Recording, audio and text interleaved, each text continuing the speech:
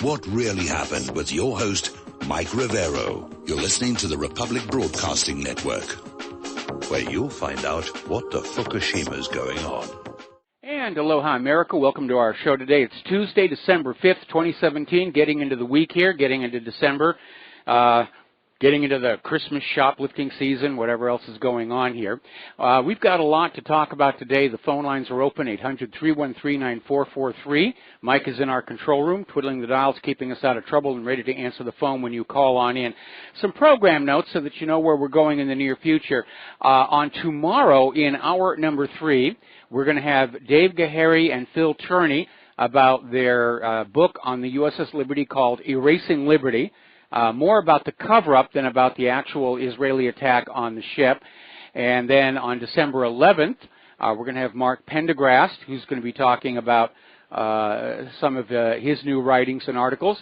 On December 13th, we're going to have Don Wiskin about Extendivite. And on December 21st, Donald Jeffries, who's just written a new book, Survival of the Richest. So we're going to be talking to all of those people about all of these different topics here. All right, a couple of things really going on. There is another massive wildfire out of control in Southern California in Ventura County. And apparently 160,000 people are now without power. 10,000 acres burned. They're already evacuating homes. And the fire is actually threatening the city of Santa Barbara. And actually an updated number on the acres burned, 45,000 acres. It's being driven by wind. And I'm just waiting for somebody to say that this is a terror attack by North Korea or whoever it is we want to invade, maybe Syria. Oh, we have to go back into Syria. They're burning up Southern California. But again, as the wealth of the nation is diverted to war, there is less and less to take care of the nation itself. And you can see that looking around at our decayed infrastructure, and part of that infrastructure are what are called the fire break roads. And these are roads through all of these mountains that are bulldozed. They're not paved, and they're bulldozed, and you can drive on them if you want. But their real purpose is to basically break up the underbrush into regions where if there's a fire in one, it doesn't leap to the other. So those have been neglected.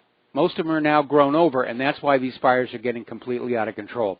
Another big story just hit the wires a little bit ago. Russia has now been banned from the 2018 Winter Olympics, supposedly for systematic doping, and it's a punishment without precedent in Olympic history.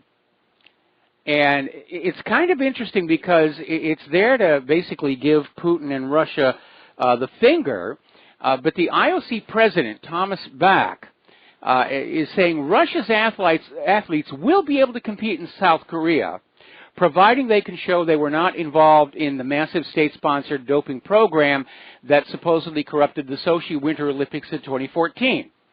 Now, the athletes will have to compete under the Olympic flag and in a uniform bearing the name Olympic athlete from Russia. And if any Russian athlete wins a medal, the Olympic anthem will be played at the medal ceremony instead of the Russian anthem. So this is all about the politics. And you need to understand that there's never been any hard proof that any doping was taking place. Because this all started with a former Moscow laboratory director turned whistleblower, Grigory Rodchenkov, who basically came on out and said, oh yeah, there's been lots and lots of doping. Lots and lots of doping. So the IOC came on out and they did their own investigation. They said they couldn't confirm it. So they got another individual named McLaren to do his own report, and he came on back and said, well, the reason you can't find any evidence is Russia's obviously covering it all up. And apparently the decision to go ahead and ban Russia from the Olympics is based on yet another inside source making the claim of doping. But there's no actual proof of it. This is just more politics. Okay, we're going to grab a phone call here. Kevin in West Virginia. Aloha. Welcome to the show. What's on your mind? Hey, Mr. Mike. Every day goes by, and it's always something new. I never think it gets any more interesting, or it could, but it does. I have a few questions. The first one is about Flynn. I was watching mainstream media last night, and they were in a frenzy about, Flynn's flipping, Flynn did this, Flynn did that. I wanted to ask you, I haven't seen where he has done anything wrong except lying to the FBI, but the FBI has discredited themselves. So what's really going on here? I'm confused. I'm perplexed. Well, you're absolutely correct. Nothing that Mike Flynn did was wrong. And it's turned out now the NSA did have a recording of the conversations between Flynn and the Russian ambassador, and all they really talked about was Russia not overreacting to the U.S. sanctions, as well as the pitch from Israel for Russia to try and block the UN measure condemning Israel for its crimes in Palestine. That's all they talked about. There was no talk about the campaign, no talk about collusion. The conversations took place during the transition period where such conversations are normal and expected. But it really is a witch hunt, and part of it may be simply that Robert Mueller, after all this time and all this money, he's got to show something. He's got to have at least one head on the wall for all that he's done, or it's going to look really, really bad. And so they're going after Mike Flynn, but they can't find anything else. And so, yeah, they're trying to make a big deal to justify Mueller's cost and expense and to keep the focus on Donald Trump. Meanwhile, we know that Hillary lied to the FBI on numerous occasions. Nothing's happened to her. And people are beginning to call attention to that, including President Trump himself. Yeah, I was going to say the optics of this. I mean, here you have a woman that's, what's the word? Worked with the Russians, not only the Russians, the Chinese, and God knows who else she sold out to, or who else payroll that she's on. But nobody will go after her. And this is not that I dislike Trump or not that I'm angry at Trump. I understand his hands are tied on many different levels, but it goes back to the AG Sessions. I keep hearing, him and Mueller are working together. I don't buy that. I don't know if Sessions if his hands is tied, or if he is somewhat involved with this narcocracy in D.C. himself. I know there's things that Sessions is tied to with Hillary, but I don't know how. And then I wanted to jump over with North Korea. I don't know if you heard. Well, before you go to North Korea, let me just comment on that. It has come out that, Sessions is tangled up in the Uranium One deal. And so that is something, along with several of the agents in Robert Mueller's office, they were involved in that decision process that gave Russia control of 20% of America's uranium. And so they're all trying to hush that one up because their own jobs are on the line, if not prison time. The problem that Donald Trump has trying to clean the swamp is there's nobody in the city that he can hire who's not an alligator or a water moccasin. And that's been his problem since day one. He really should have looked to bring in outsiders from outside the Beltway, people like Larry Klayman or Tom Fitton, to come on in and do the job for him, people who don't have these compromising connections with all these corrupt deals that have been going on around the Clintons for the last 30 years. Absolutely. With the uranium one, North Korea, I was listening to InfoWars a little while ago.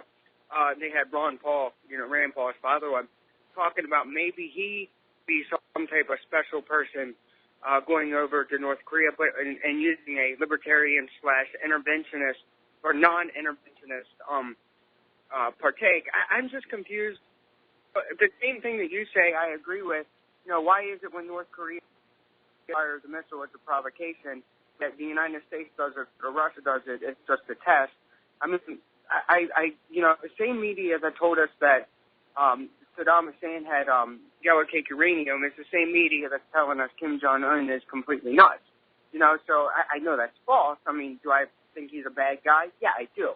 But I don't necessarily believe he's trying to nuke the entire world. I think he's just standing up to the big bully United States, in which we are. Absolutely, I agree we are. But I don't think we have any business messing with them. I really don't. We need to stay out of it and stop being the world's police. Well, I agree with you, and you've hit the nail right on the head. The real threat from North Korea is that they're refusing to bow down and do what the United States demands. And North Korea has made it very, very clear that the reason they're building these missiles and these nuclear warheads is to deter another invasion by the United States of America. And that's why the U.S. is trying to get them to surrender their weapons so that they can be invaded. But they've played this game so many times with Libya, with Iraq, with Syria, that nobody's going to believe in the offer of, if you put down your weapons, we will all live in peace and harmony. Because already, after Iran agreed to the P5+1 deal, surrendered its highly enriched uranium and is allowing full inspections, still the talk of invading Iran is continuing. And Kim Jong-un and his advisors are smart enough to realize that's a pattern.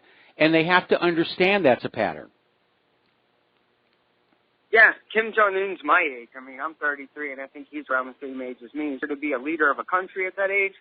Probably not, but so is Alexander the Great. But, I mean, I'll give him the credit, the benefit of the doubt, standing up to a bully. It's not that I'm a North Korean, sympathizer or anything. I just don't believe we need to be messing with them. Let them to themselves. We have problems here. Well, the problem is that North Korea has, in addition to wanting to slap somebody down who's standing up to the empire, North Korea has a lot of resources. They're a major source of opium that is competing now with the CIA's opium fields over in Afghanistan. And so that's another reason why there's going to be war made on them. So the CIA can have an opiate monopoly and maximize their profits. Yeah, keep people, bring the drugs in, put people in jail for using the drugs, and keep the revolving door going. Yeah, that's pretty much the story. Anything else?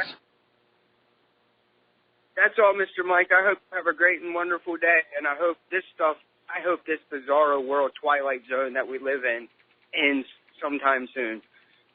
All right, well, I agree with that. It's gone on way too long already. It's like a bad nightmare you can't wake up from. All right, Kevin, we're going to let you go. Thank you very much, and we're going to do a shout-out to our honor affiliates who are just now rejoining our network.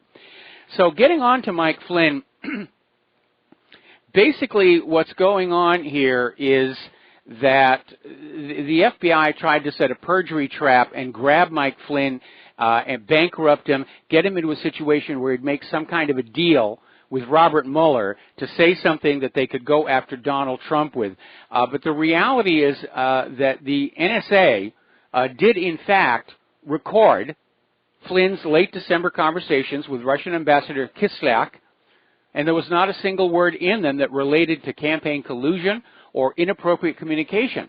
And again, this is in December. The election is over. Donald Trump is the new incoming president, and his transition team. It's normal and expected for them to start opening up lines of communication with the officials of other countries with whom they're going to be doing business. That's just the way it's all supposed to be working. Now, Robert Mueller, who's still on a fishing expedition, and that's all it is, he's now subpoenaed Donald Trump's Deutsche Bank records, trying to find somewhere where there's a check signed by Vladimir Putin. And it is a fishing expedition, and a lot of people are saying, this is not your original brief. And so Mueller is out there trying to defend it, saying, well, you know, once there's a special counsel investigation, we're allowed to investigate anywhere. It's perfectly reasonable for us to exceed our original mandate and just go poking into everything. No, it isn't, because if you look at the law governing the special counsel, there's supposed to be a preliminary investigation that identifies an area where a possible crime has occurred, and then the special counsel looks at that evidence and that crime. And Mueller's gone totally off the reservation. Now, the only thing Mueller has done is that he's revoked the immunity deal with former FBI Director James Comey, which means now he can be the target of possible criminal charges. So is he going after Comey, or is he going to try and arm twist Comey to say something that can be used to harm Donald Trump? But at this point, given the recent revelations about the personal biases of people on Mueller's staff, it really is a disgrace. And nobody can take anything Mueller is saying seriously any longer. And frankly, I think Trump should be willing to weather the political storm it would cause and fire Mueller, along with a bunch of the higher-level people at the FBI who are clearly not on board with the new administration. So we've got this FBI agent, Peter Strzok, was a married Hillary Clinton supporter having an adulterous affair with a government lawyer, and in the text that he was trading with his mistress, was dissing Donald Trump. And as it turns on out, it looks like there may be more of Mueller's people who were doing the same thing. But what's really interesting is that this information actually came out last summer, and the FBI agent wasn't really fired. He was reassigned to the FBI's equivalent of Siberia. Why all the secrecy? Well, because it makes Robert Mueller's investigation look bad, as it has. But I think Robert Mueller needed a little bit of time so that he could go after Flynn and secure some kind of a conviction before this story about obvious bias in his investigation came on out. But even the Wall Street Journal is out there saying Mueller has a credibility problem. He's clearly stonewalling Congress. He's protecting the FBI. He's protecting Hillary Clinton. And he's the hatchet man going after Donald Trump on behalf of the liberal establishment and the narcocracy. Now, this FBI agent, Peter Strzok, is one of two FBI agents who actually interviewed Michael Flynn, which casts doubt on the accuracy of the FD 302 forms on which the interviews are recorded. They don't audio record. The FBI agents transcribe. And we already know FBI agents will lie on those forms because of what we saw involving the manufacturing of testimony by Vince Foster's widow regarding the silver gun. So there's fakery there. Now, Greg Jarrett has predicted that if Peter Strzok is actually put under oath to testify, he will invoke the Fifth Amendment. So there is something really nasty that's happening down over there. Now, a former FBI Assistant Director, Chris Swecker, has said that this whole affair with Strzok has cast a cloud over much of the Clinton investigation into the email server because he was involved in that. In fact, he was the guy who changed FBI Director James Comey's draft description of Clinton's email conduct from grossly negligent, a legal term that appears in the Title 18 definitions, to extremely careless, which doesn't really change the meaning. It was just an effort to try and sell this idea that Hillary Clinton didn't mean to do wrong, and yes, she was a little reckless and careless, but she wasn't grossly negligent, which would automatically have triggered an a Title 18 violation. But I think any reasonable person is going to realize that there is no functional difference between grossly negligence and extreme carelessness in terms of allowing classified information to pass from areas where it's under control into a private email server where it was available to anybody who cared to hack on in, which turned out to be very easy. Hillary's private email server had weaker security than Ashley Madison. You remember that big stink. So anyway, as I mentioned earlier, IntelliHub is reporting that apparently other members of Mueller's team have been outed for sending anti-Trump text messages. So the entire investigation, the entire team around Robert Mueller and Mueller himself, they're compromised. They have conflicts of interest. They are not unbiased. They are not being objective. They are not following the real evidence of Russian collusion to the people who really colluded with Russia over that Uranium One deal. Because it includes themselves.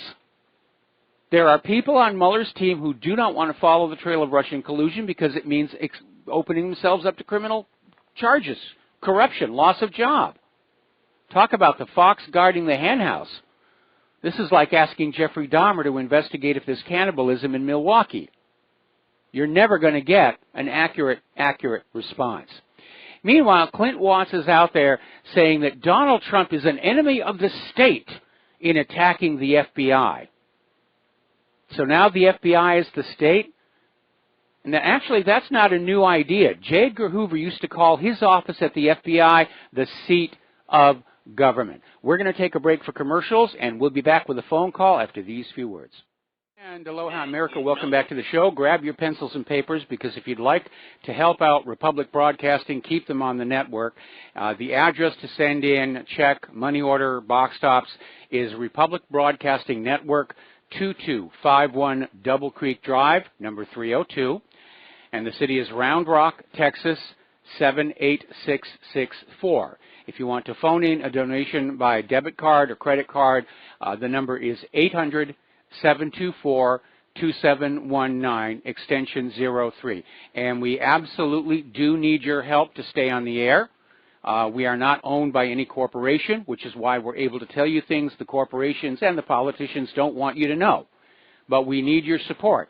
The only way we're going to get the big money influence out of our society is for the little money to unite together in the common cause of restoring the Republic. And as always, of course, we can always use donations over at whatreallyhappened.com. And while I'm on that topic, earlier today, we got a very generous donation. And when I tried to email the usual thank you, the email bounced. So if you sent in a generous donation and you did not get a reply, because I try and reply always, electronic to electronic, paper to paper. If you didn't get a thank you note, it's because there was some glitch in the system. For some reason, the email would not go through.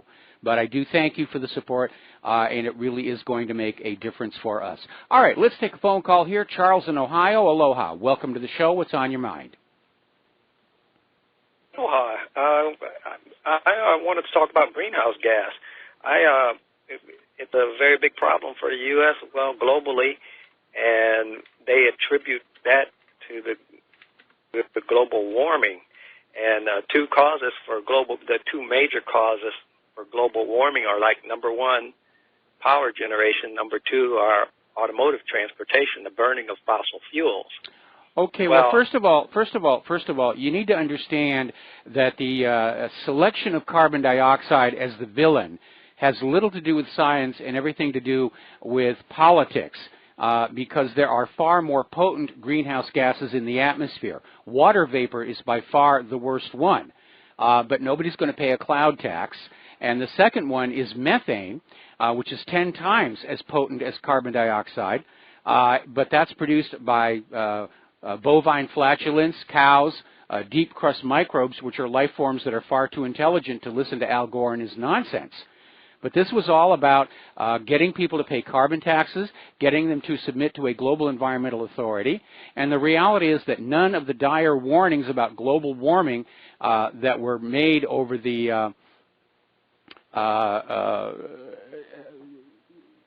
hang on, let me just talk to our control room here. The dire warnings that were made by the global warming cult back in the late 1990s, early 2000s, none of them have come to pass. The polar bears are not going extinct. The coastlines are not flooding. And the reality is that we have actually seen several record-setting winters in a row, and it looks like we're going to get another one. That's why they've tried to rebrand from global warming to climate change. But the reality is climate has always been changing ever since the Earth was created, and it'll go on changing long after humans are here. You can no more stop climate change than you could stop the rotation of the Earth. It's just another scam. And again, it's all about trying to get economic advantage over other countries. And at this point, it is a lot of nonsense.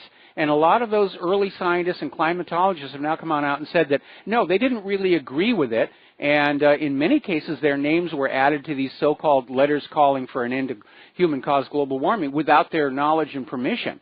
So, again, Al Gore's not a scientist. At one point, he said the temperature of the Earth's core is millions of degrees.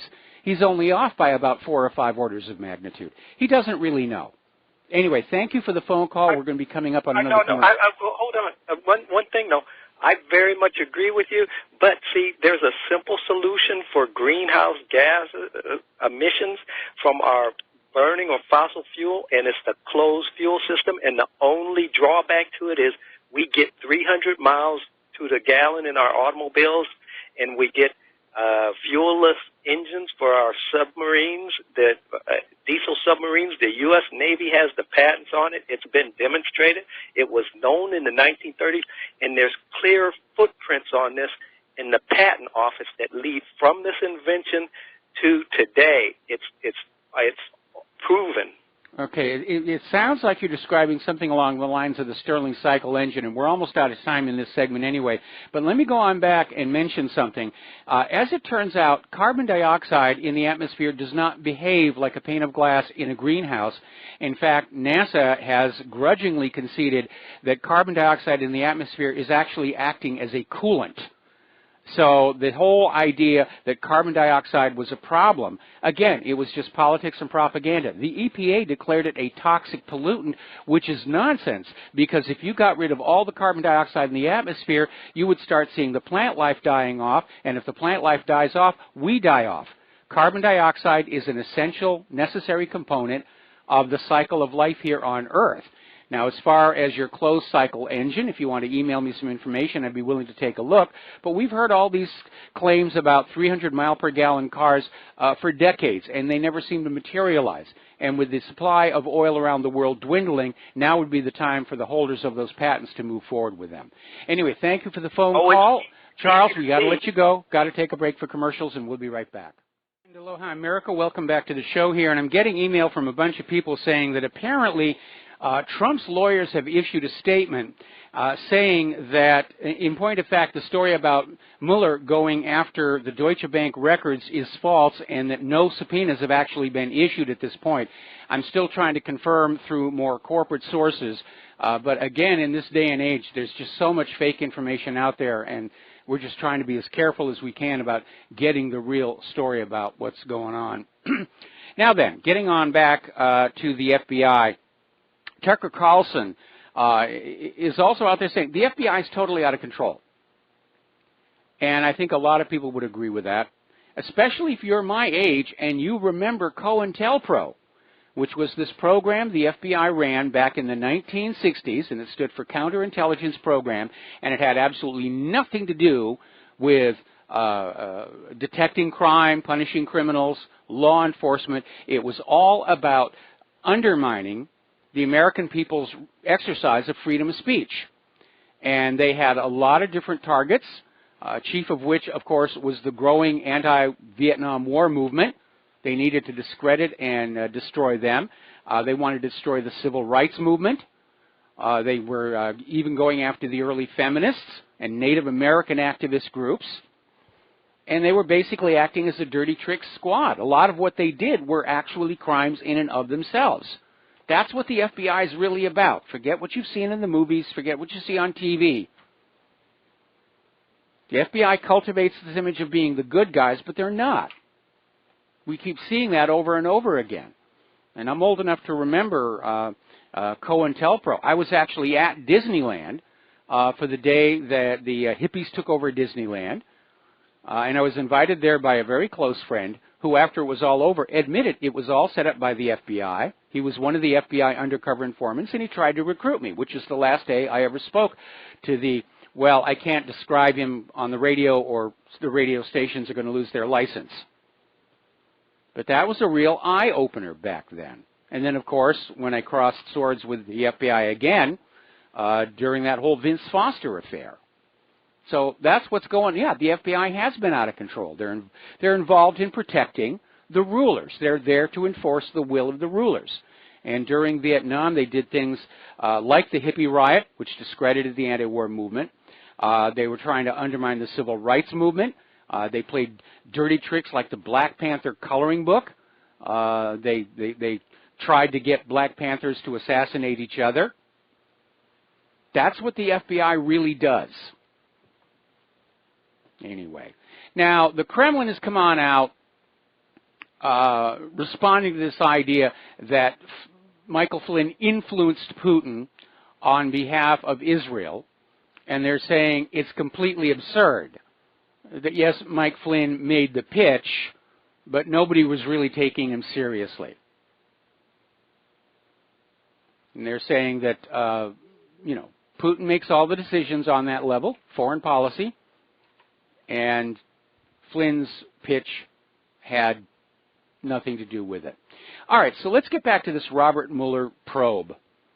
And apparently, over the last 6 months, they have spent almost $7 million. Now, there are official budget within the group, basically running from May 17th to the end of September, total expenditure of $3,200,000. But buried in the report is the fact that the Department of Justice spent an additional $3.5 million outside the special counsel's budget to support Mueller's investigation. That's what gets us to almost $7 million. And maybe that's the reason Mueller was desperate to find somebody who could charge, Mike Flynn. Mike Flynn got to be the sacrificial lamb so that people weren't going to say, well, Mueller's just wasting time and everybody's time and the taxpayers' money. So now he's going to point to Mike Flynn's hide tanning on the wall and say, well, we got one. That's got to be worth $7 million. No, it isn't. So now we're hearing, down in Alabama, it is very obvious the Democrats are trying to steal that election. They want to get one more Democrat in the Senate because if they're hoping they can just take it all next year. Then they can impeach Trump. But according to a CBS poll, 71% of Alabama voters aren't buying the corporate media's stories about sexual assault. And that is a very strong indicator of just how far corporate media has fallen. They used to be totally in control of the minds of America back when John F. Kennedy was assassinated or all during Vietnam, all the way up to the Watergate scandal. But over the last decade, it's just really started coming apart. That's because of the rise of the independent media and the Internet, and people saying, no, wait a minute, I know for a fact this is false. Now, it took something like 30 years for the American people to reach the point where half of them understood the Warren Report was a complete fiction. These days, because of the independent media and the Internet, the life expectancy of a government lie or media lie can be clocked with an egg timer, which is why I have one right here on the desk. Whenever I hear a lie, I just turn that one over. Now, after attempting to stand tall and firm and wag his gravitas in everybody's face here, John Conyers has now announced his retirement from Congress. He is indicating he wants his son to take over his seat, proving that there is a certain feeling of hereditary right among our political class, as demonstrated by George Herbert Walker Bush and then George W. Bush and Bill and Hillary Clinton now grooming Chelsea Clinton for a run for high office. Now, here's something funny that really happened. Apparently, John McCain was getting very, very close to 3 million Twitter followers, and so he put out a tweet saying, you know, friend me, I'm almost there, friend me, or follow me. And the result was that thousands of people unfollowed him. So that's how brutal social media can be, and I hope it's a wake-up call to McCain that he's not as well liked as he'd like to imagine.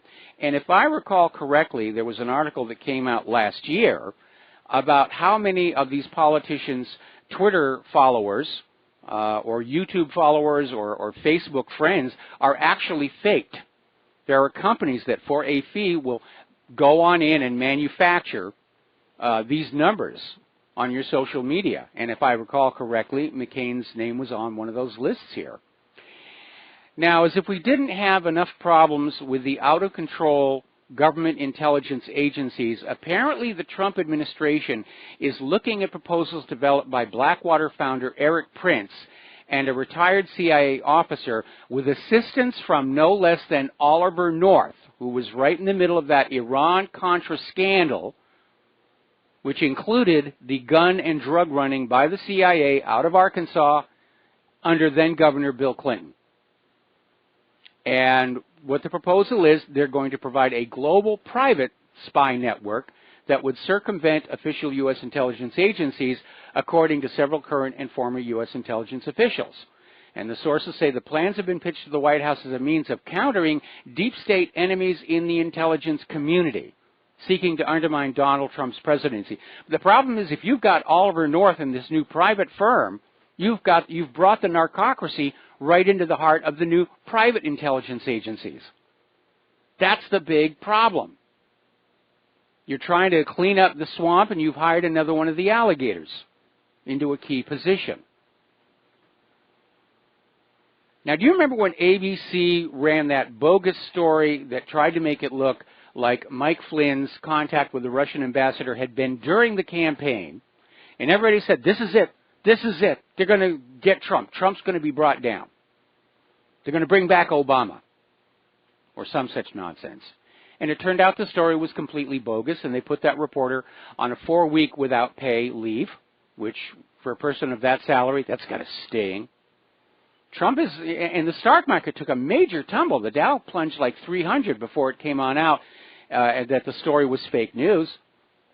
So Trump is saying everybody who lost money on the stock market on that ought to sue ABC News for their financial losses. Sounds like a pretty good idea to me. All right, we're going to go ahead and take a phone call now. Dustin in New Jersey. Aloha, Dustin. Welcome to the show. What's on your mind? Hey, Mike. I got a lot on my mind, and, man, when are they going to stop poking the bear, Mike? I mean, this whole doping thing is a big fraud. It all has to do with this globalist agenda to knock Russia, just to demonize them, to alienate them, well, you can come to the Olympics, but you got to be under our flag, the globalist Olympic flag with the globalist Olympic, the corporate national anthem is, But what a joke this whole, this is a scam, Mike. It's a scam. This all started within this time period. It's all hearsay. Ukraine and Sochi. It's all based on hearsay by one disgruntled Russian lab manager, and we don't know whether he was financially compensated for coming on out and saying what he said, but it's an unreliable source. And it's hearsay, and there is no laboratory evidence to back up any of it. And so in the circular logic that we see coming out of Washington, D.C., the thinking is, well, obviously the reason that there's no real evidence to back this up is that Russia hid it. Russia hid the lab results that showed positive for drug tests. It's the timeline, Mike, from the Ukraine in 2004, right? Mm-hmm. Well, the Orange Revolution originally, to the Sochi Olympics, don't go to Sochi, don't drink the water, don't look at the bathrooms because there was no stall in the middle because it was computer generated out. It's all about that. It's all about getting at Russia, getting back at Russia, and it's just going to keep accelerating. And for the gentleman who called about global warming, man, I'd worry about global warming in terms of mushroom clouds popping up all over the world because you can't keep doing this, antagonizing and just doing this thing because it's going to eventually get into like a world war. We're already in a financial world war, but this is ridiculous. This whole thing is a fraud. I can't believe how this keeps dragging on. The same with the Russian investigation. It's just the same. It's an old mentality of a dying group of old people. Yes. Old empire, and that includes the whole world, Mike, like Britain and France and Germany. They all got issues, because they messed up everything. That's why they got issues with migration and the economy. They messed everything up. Well, I think they've got those issues because they've been dragged in to be part of the new globalist order and their ties to the United States. But I have to point the finger of blame at the U.S. government as really instigating all of this turmoil that the world is in right now. And as far as the Olympics are concerned, look how the NFL suffered when they got political. And they're trying to, that one NFL player just got some award from the ACLU for being a true patriot, for dissing the flag and the anthem. But the result is people have just turned on off. They want to see sports for sports. They don't want to see something that's been politicized. And I think the exact same thing is going to happen to the Winter Olympics. People are just not going to want to tune on in because it's nothing but politics on display. I don't watch the Olympics anymore. I did when I was a kid. I found them very inspiring. When I was a kid learning to ski, my ski instructor had been on the Olympic ski team, and I just thought that was the coolest thing in the world. But they're so politicized now, I don't bother anymore. I really don't. And I think probably we're going to see a much larger version of the public rejection of the NFL applied to the Winter Olympics. Because what's the point of having an Olympics if it's not really being all-inclusive? Well, the whole thing is, Mike, I watched they had the press conference, and, you know, the committee or whatever, the payoff fraudsters, because they're all part of that same network. They basically, there's no politics. Even the Pope is political. You're born into families that are political. Everybody has a leaning towards something. So to say this ain't political, it's about global politics. You know, this is a political thing, and anybody say, oh, those Russians are cheating again, they don't get it. Just go back and look at the timeline. The timeline says it all, the events of Ukraine coup and this or that with Syria, the arming of the terrorists, and, you know, we've got to kill a lot of Russians, according to those Fox military so-called analysts. You know, this is all about going after Russia because they're a threat to their world order. You know, that's what it... Hey, Mike, real quick on Saakashvili, does that mean if he goes into any buildings, they're going to give him a parachute?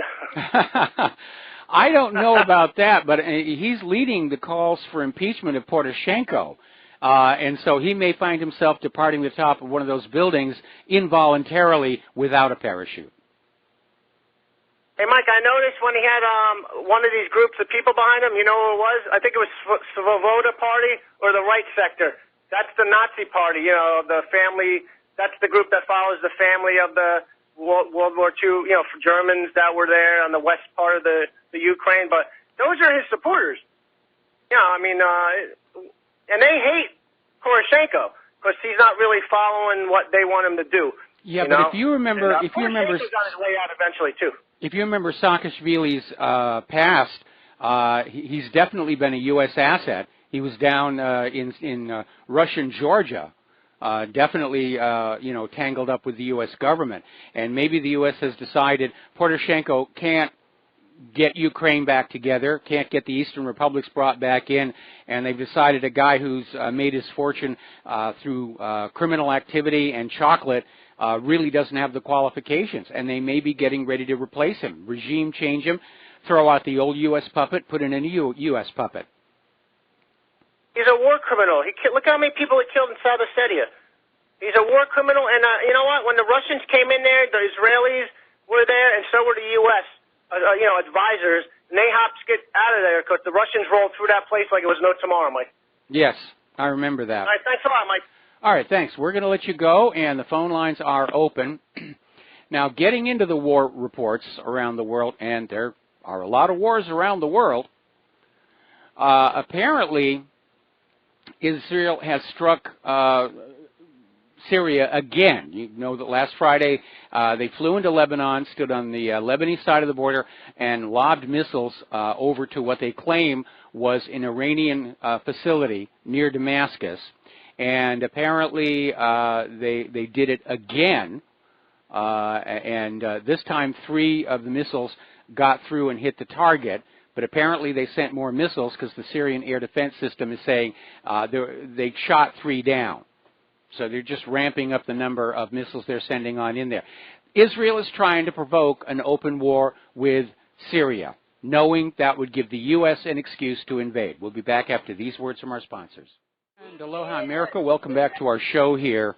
Now, a lot of people have been wondering over this very weird situation where at least for the last 3 years of the 6-year war on Syria, the U.S. has been claiming that the only reason they're in Syria is part of the war on terror, that they're there to get ISIS and al-Qaeda. And both Syria and Russia and pretty much the rest of the world is saying, well, okay, we'll take that at face value. And now that ISIS and al-Qaeda are pretty much gone, it's time for the U.S. to go home. Syria doesn't want them there. The U.S. doesn't have Syria's permission to be there. And contrary to Mattis, there is no actual United Nations resolution authorizing a U.S. military action inside Syria, nor is there a declaration of war by the United States Congress. So apparently the U.S. is trying to find another way to justify staying in there. A week ago they were saying, well, we're going to stay just in case ISIS and al-Qaeda come back. You know, kind of like the fire department. We're just going to sit there with all of our big vehicles and our equipment, and we're going to wait for the bell to go on off, and we'll go and, you know, put out ISIS wherever they may show up. And now they're starting to make statements saying that Assad is not capable of winning the Syria war all by himself. And that's why the U.S. must stay, even though they're not wanted, to make sure that ISIS and al-Qaeda don't come on back and take over the country. And, of course, we all know that ISIS and al-Qaeda were, for the most part, working for the United States government. They were being given supplies and arms. Weapons were being smuggled to them from Libya through that consulate in Benghazi. So it was all a big hoax to begin with. And, of course, Syria is saying, yeah, we are at the point where we can finish this war by ourselves, and we're not really by ourselves because Russia's still here. And I think what's really going on here is I don't think the U.S., short of a decapitation strike on Assad, is going to be able to take over Syria. And, of course, that kind of a dramatic action would have serious international ramifications. But I think the point here is that even though they can't win, the U.S. doesn't want to have to admit they've lost. So they're just going to keep forces in Syria and say, see, we're still here, we're still fighting the war, it's still going on, we haven't lost yet. But yes, very clearly they have. They've lost in Syria, they're losing in Afghanistan. And once that sinks in to the American people, any remaining support for more wars, especially one in Iran, is going to evaporate. And I think that's the reason they're still trying to keep feet on the ground in Syria, is so they can say, we haven't lost, really.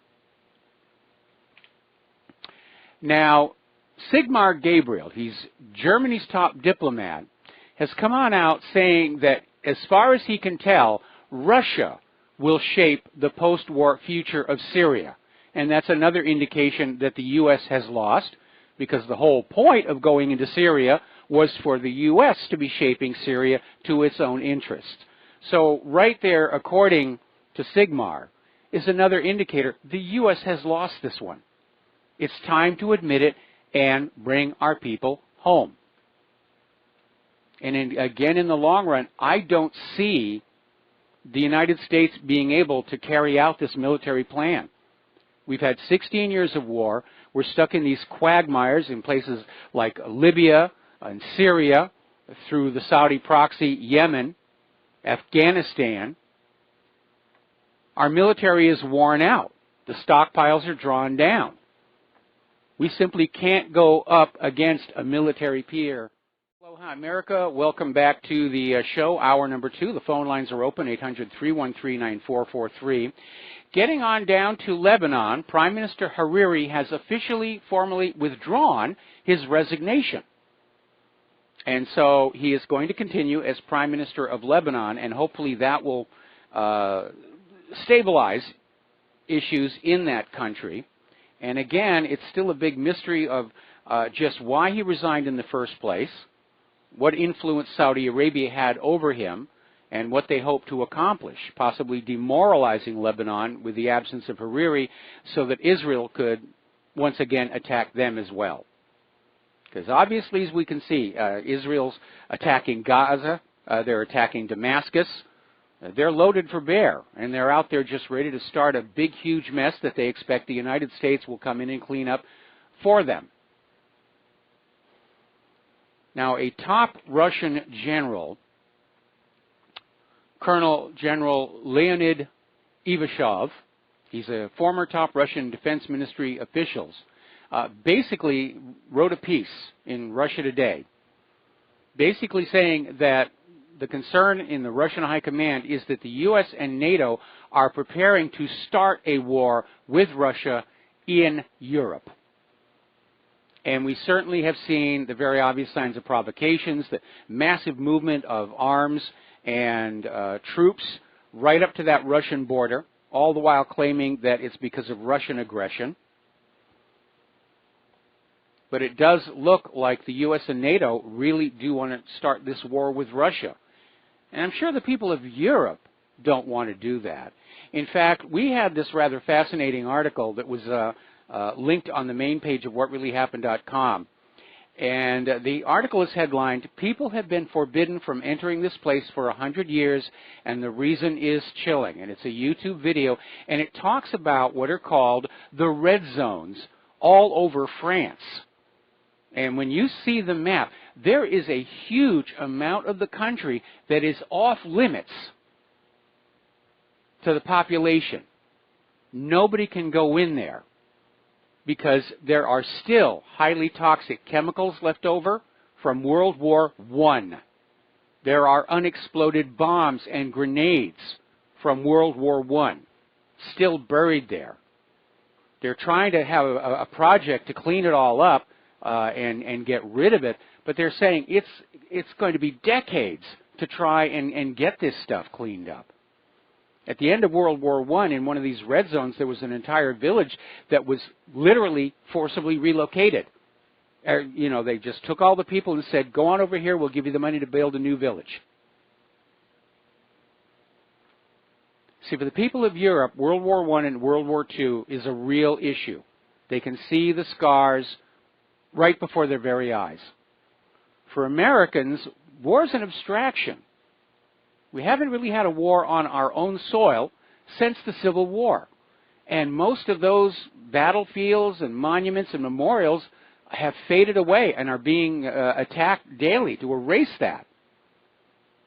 Because our government doesn't want the American people thinking about what can go wrong if we lose a world war,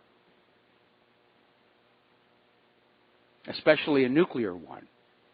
So it's a very chilling video to look at when you realize that for those who visited France, probably were not even aware of this, that there are these zones you cannot go into because the weapons used in World War I are still there and still toxic. My grandfather, the one who was drinking buddies with Richard Nixon, he lost a lung to German mustard gas in World War I. I still have his helmet and his gas mask, which was apparently supplied by the lowest bidder. Now, getting on back to Ukraine and following up on Dustin's call, Saakashvili has led a march through Kiev demanding the impeachment of President Poroshenko. And so it looks like there may be a change of government or a civil uprising there as well. We're going to go ahead and take some phone calls, and we're going to start with Sean in North Carolina. Aloha, Sean. Welcome to the show. What's on your mind? Sean, are you there? Yes. Can you hear me now? I hear you now. What's up? Hi. Okay. I just wanted to ask you a question because the news that I'm getting seems to be all over the place concerning Donald Trump. And what I mean is you got the mainstream news swearing that he's going to be arrested and put away for a long time. You got some of the independent media like Alex Jones that thinks he's really in trouble and could be indicted over it. And then on the other side, you have Dave Hodges that has a source that he says he's going to interview on this coming up Sunday show that says that Mueller has teamed up with Flynn and they're actually going to go in and reverse this whole thing, and if this indeed happens, the deep state will be gone forever. So in other words, it would be like Mueller is playing the bad guy that he's going to get Trump, but really he's in Trump's back pocket as an ace card. And he thinks that that's where the comment of this is the calm before the storm came from. So everybody is all over the place over what's going to happen to Trump over this Flynn issue. I just wanted to get your opinion on it. Well, would you rather have us all agreeing to the exact same script? I mean, that's what the corporate media does. What your job as part of the audience is to listen to all these different theories and decide for yourself which one makes the most sense.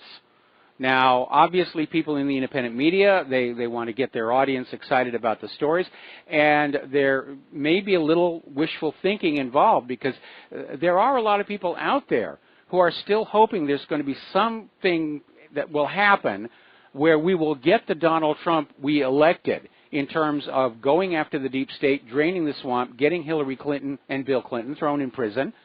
But you can't let that wishful thinking taint your bias and objectivity.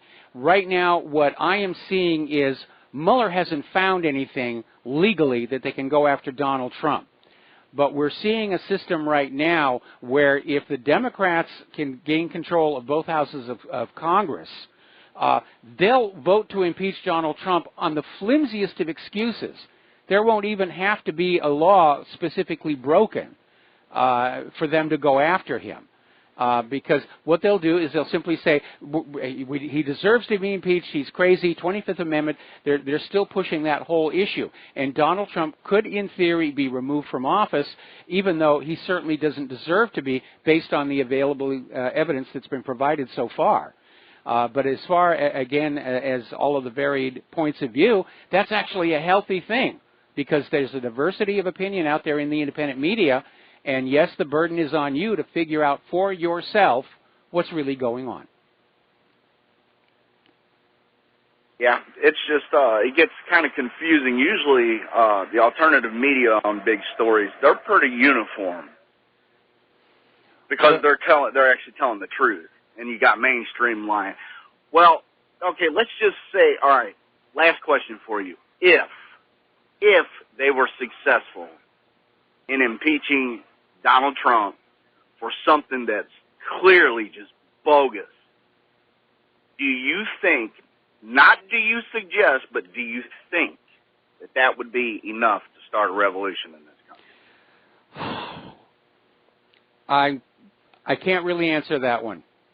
There's a distinct possibility, but again, my own bias against having violence in the streets of America may be coming into play here. I know people would be very angry. There'd probably be rioting. But as far as an actual attempt to overthrow the government, as corrupt as it is, I don't know that the American people are psychologically ready for that just yet. They haven't suffered enough. They are not enraged enough. Now, who knows what may happen in the next several months? The way things are accelerating, it could change overnight. And again, I point to the revolution in Romania, where 2 weeks before it all went down, any visitor to the country would have looked around and said, this is a happy country. Yeah, people are upset about the TV cameras on all the street corners watching the people, but no big deal. And then all of a sudden, a spontaneous protest at a sporting event turns into a political rally for everybody attending that event. And 2 weeks later, Ceausescu was machine gunned to death on Romanian national TV. It could happen that fast. It's a question of just who within the government would continue to support the government in the event of Trump's ouster, knowing that it was, in fact, totally bogus. And that's very, very hard to guess. The other issue, getting on back to what you're saying, where the independent media is normally together on the stories and now they're all over the place. Again, we're getting a lot of bogus information fed to us by that corporate media. And apparently that story about Mueller's issuing subpoenas to Deutsche Bank, now it's being denied by Trump's lawyers. So we're having to work harder than ever trying to dig through all the noise that's coming out of the corporate media, like that goof with the ABC reporter. And that actually makes the job a little bit harder. And like I said, coupled with wishful thinking, that may explain a lot of the diversity. But again, a diversity of points of view is a good thing. And originally in this country, we had laws that protected the diversity of opinion in the available media to the population. And we're getting back there with the independent media, and that's a good thing. Yes, you have to work harder, because now you're going to have to think for yourselves. Ooh, there's a radical concept there. Thinking for yourselves. The government is going to quake in their boots over that one. Mike, I appreciate you, buddy. Thank you very much. All right, thank you very much, and we're going to switch over to Rick in Arizona. Aloha, Rick. Welcome to the show. What's on your mind? Yeah, Mike. I just for that last caller there. You can't get people to call their congressman. I don't think there'll be a revolution. As far as all these people, the men that got sacked by women accusing them of sexual misconduct, my experience tells me that you'll find that these people that they sacked are friendly to the idea of condemning Israel for war crimes against the Palestinians. That's the train of thought over in Europe. Any white male, whether Jew or Gentile, can be sacked for sexual misconduct in the entertainment industry, whether it's the news, Hollywood, TV. So I tend to think that there's more to this than meets the eye. That's all I have for today, Mike. Thanks for taking my call. All right. Well, thank you very much, Rick. It's a very complex issue, and again, having worked in film production, TV production for much of my life, yeah, there's a lot of that stuff that goes on. And there's also the reality that a lot of women will make themselves available to men in positions of power. And so it's actually not all that common that you get a complaint, but it does go on. That being said, I reject this idea of firing a politician or an entertainment executive over a mere allegation, because an allegation is not proof that something actually happened. And I know the feminists have the idea that women are pure as the driven snow and they would never lie and you should always take everything they say at face value. But we learned during the rape hysteria of the 1990s that's not true. Rape became the second most falsely reported crime in the country, according to the FBI's supplementary crime statistics of the time. So we need to be careful and judge each case individually on its merits. The pattern that is emerging right now is that a lot of these people are going quietly because they know the allegations are true and they just want this all to go away without having a public examination. Contrast that with Judge Roy Moore, who did stand up and fight back and say this is all a hoax. And accuser after accuser after accuser have been discredited and proven to be absolute liars. So, but at the moment, we do seem to have evolved this witch hunt hysteria, and the media likes it because Americans' puerile interest for any kind of sex scandal is being used to distract us from Uranium Gate, Primary Gate, Dossier Gate, all the other gates that are happening on out there. Because in the end, the fact that some studio executive has been accused of inappropriately touching an actress, it's steamy, it sizzles. It doesn't really affect our lives. But all these other issues, the wars, the selling of our uranium to Russia in a time of war, stealing the national election, stealing the primary, that does affect all of our lives, and that's why that is where our focus really ought to be. Now, I'll be very honest, because of the way I got treated by Hollywood when I tried to report that Vince Foster did not commit suicide, but he was murdered. I'm enjoying a little bit this bringing down of these Hollywood big shots. Feels a little pleasant to watch it happening there. All right, we're going to do a shout-out now to our honor affiliates who are just rejoining the network. Getting on back to the telephones here, we're going to go to James in Charlotte. Aloha, James. Welcome to the show. What's on your mind? Yeah, hi, Mike. You had mentioned earlier in the program that about John Conyers resigning and wanting to, as he specifically made some proposal that his son take his place. I'm not. I wasn't up on that, but or has he just basically just mentioned it to try and get it into discussion? Or well, we don't know what's going on in the back channel, but if he resigns Congress before his term is up, then the governor of his state appoints his replacement. And so apparently Conyers, knowing that the pressure is on him to step down, he may have gone to the governor and said, here's the deal. I will step down and get out of the limelight with all this scandal stuff, and you will name my son as my replacement. Whether the governor will go along with that or not remains to be seen. Something I happen to see, you know, he is the retiring dean of the House. He was first elected in 1964, so he's going out after 53 years of service. But he's just really a kid compared to the representative from his neighboring district. Conyers represented Michigan's 13th congressional district, and the retired John Dingell was in the 12th. Right next door, basically, Conyers represents the Detroit area, the South Shore, and Dingell represented the North Shore area. And you won't. I find this hard to believe, but his father, John Dingell Jr. is the one I'm talking about. But his father, John Dingell Sr., actually came into Congress in 1933 with FDR, and he served until his death in 1955. And John Dingell Jr. was then appointed by the governor to take his place, and he served until he retired in 2015, 2 years ago. Mm-hmm. And now his wife is the representative in that seat. So I don't know. I guess they're maybe going to try for a century of of the Dingells in Congress. They're getting close to it. Well, they are. I mean, it's becoming a very disturbing trend. I remember when Franklin Roosevelt was originally running for office, and they were attacking him like crazy for thinking that he's somehow thought he could win the White House because he was like the nephew of Teddy Roosevelt. And now we have father and son and mother and daughter patterns being set up. But, yeah, I think Conyers wasn't just making that statement lightly. He understands that his continuance in the limelight is going to harm his party, and so he may be thinking he's going to step down, and part of the deal will be that the governor of his state does appoint his son into that seat.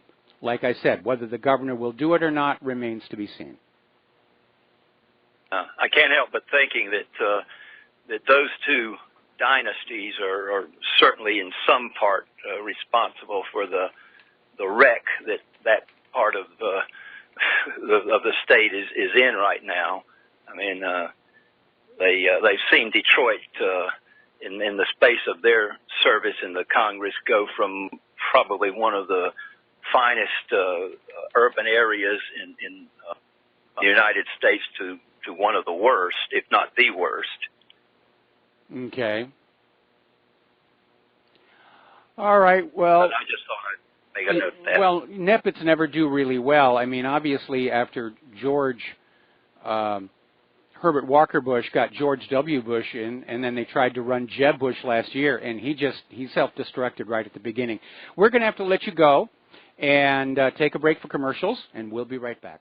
Aloha, America. Welcome back to our show here. And once again, if you want to donate and help Republic Broadcasting, the postal address is Republic Broadcasting Network, 2251 Double Creek Drive, number 302, Round Rock, Texas, 78664.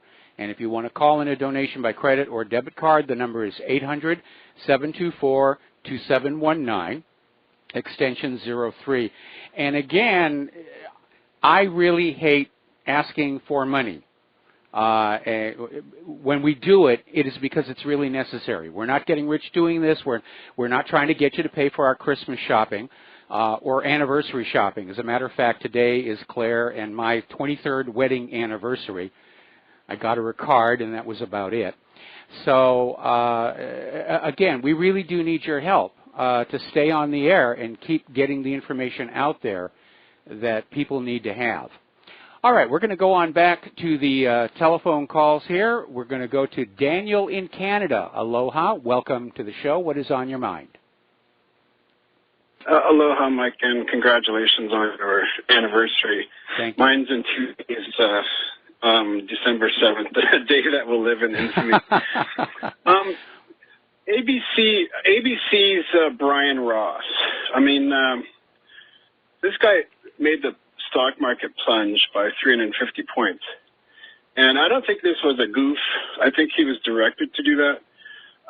If you remember back in 2001 in October, Brian Ross is the guy who sold us on the Iraqi link to anthrax. Yes. So I just wonder who's behind guys like Ross. I mean, ABC, is this like an Operation Mockingbird type thing? ABC News, they're really linked to the Council on Foreign Relations. Remember back in October 16th of 2009, the Council on Foreign Relations was talking about faking the H1N1 flu vaccine shortage. And 10 days later, ABC News came up with that story. I'm just wondering, it's just this deep state, it's like an intelligence arm well, media, and I think they just got caught at it. I'm a tremendous believer in Occam's razor, and that is basically the simplest explanation is usually the correct one, and it argues against trying to find complex interconnections and links that may not be there. Now, the comment that I made about the independent media's variance on the stories about Donald Trump being a case of allowing personal bias to cloud your objectivity, and that is certainly also the case with many of these liberals in the corporate media who are just desperate to have something that they can get on out there to support their worldview that Trump shouldn't be in the White House. And there have been a lot of retractions, and apparently ABC has had to retract yet another one of their stories regarding Paul Manafort. And so it's the corporate media, again, they've lost any sense of journalistic responsibility. In fact, they've forgotten the basic principles. Fact-checking, second sources, corroboration, report the facts, and let the people make up their own mind. And the corporate media now, it's hardly indistinguishable from advertising. They're there to sell you something. They're there to sell you what somebody else wants you to think about what's going on in the world. And so I think that is the simplest explanation for what Brian Ross and some of these other people have done. The difference is, in the age of the Internet, they get called on it. And that's the difference. It's probably been going on all along. It's only recently that the people collectively, through the Internet and the independent media, are able to stand up and say, no, what you reported is incorrect. And the corporate media is then forced to retract. And in this case, Brian Ross was suspended without pay for 4 weeks. Yeah, I'm not bleeding, I don't have a bleeding heart for that guy. I mean, they get paid millions of dollars. Back in 2001, linking anthrax to Iraq was part of the reason the United States invaded Iraq, with no proof of 9/11 conspiracies were linked to Saddam Hussein, even though that kind of stuff was floating all over the place. And when Congress decided they're going to, fund that war, I imagine their constituents were all going, yeah, we need some blood. We need Saddam's head on a platter, and that's all it takes. Well, but at the same time, the propaganda about Iraq at the time, that he had nuclear weapons, turned out to be completely bogus. There are indications the U.S. tried to plant one, but it actually got destroyed in a friendly fire incident, and reportedly contaminated part of the Baghdad airport, and that all got hushed up. But in the end, that was a watershed moment for the American people, who could no longer avoid the reality that their government, aided by the corporate media, had told a huge whopper to trick them into a war that was really about what currency Iraq's oil was going to be sold for. Yeah, and then, the retractions are like on page 14 next to the obituaries, a couple days later. Daniel, I'm going to have to let you go. You've got to take another break for commercials. I apologize. We'll be back after these few words with more phone calls. Hi, America. Welcome back to our show. And before we go back to the phone lines, and they are pretty much loaded up, we had a caller the other day who called on in and said, where exactly is the U.S. at war right now? And it's rather hard to find that information out. But somebody just sent me this article from The Nation, and just in the area of U.S. Special Forces, you're going to find out how many nations that we're engaged with militarily, and the number will shock you. According to Ken McGraw, a spokesman for Special Operations Command, this year alone, U.S. Special Operations Forces deployed to 135 nations. That's 70% of the countries on this planet. So now you know who the aggressor is. All right, let's go back to the phones here. Cody in Texas. Aloha, Cody. Welcome to the show. What's on your mind? Aloha. Going back to the corruption in the FBI, et cetera, one only has to go back to the siege in Waco to see just how corrupt the entire Department of Justice is and how they cover for each other. They're like inbred cousins or something. It's disgusting the way they operate and think the American people are so stupid. We just, we'll wait till the next headline comes out. We'll forget all about what's going on. Well, yes, Waco was definitely a travesty. The BATF was trying to stage a publicity stunt to boost their reputation. It got out of control, and the FBI was sent in to clean up the mess and make sure there were no witnesses, or no survivors, rather, who would counter whatever official story they were going to craft around it.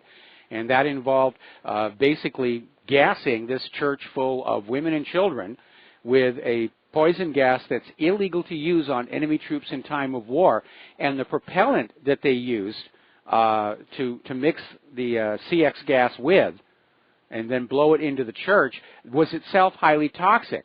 I think it was methylene chloride, which is the chemical they use to bend plexiglass to make those shields that hang over the salad bars, and that was very, very toxic.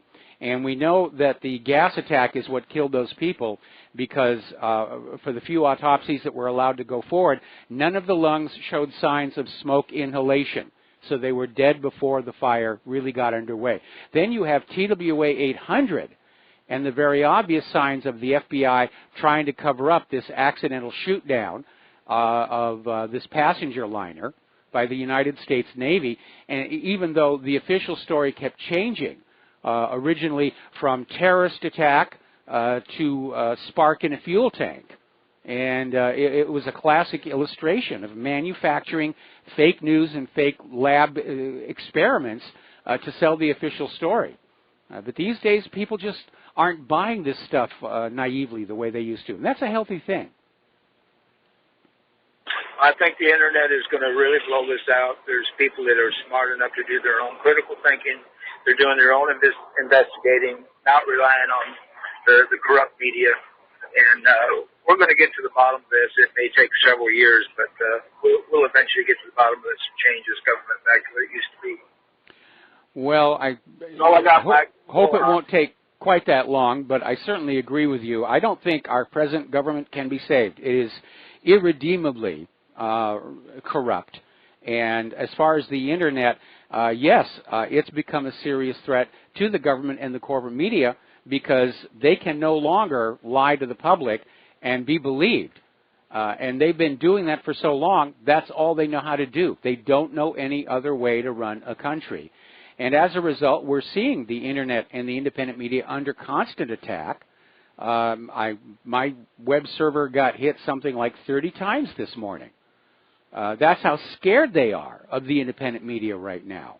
And we're literally in a war in cyberspace, which is, I think, a better place for it to be happening because the children can play in the streets without fear of shrapnel. But it really is a war. And now they're taking away net neutrality. So the big media corporations will get the best access, and they're going to try and shove the rest of us off into a little tiny corner. So, yeah, it's going to be a fight. And a lot of what we're seeing happening right now has its parallels to the social upheaval that occurred when Gutenberg rediscovered movable type printing. And books became affordable to the middle class. Literacy exploded.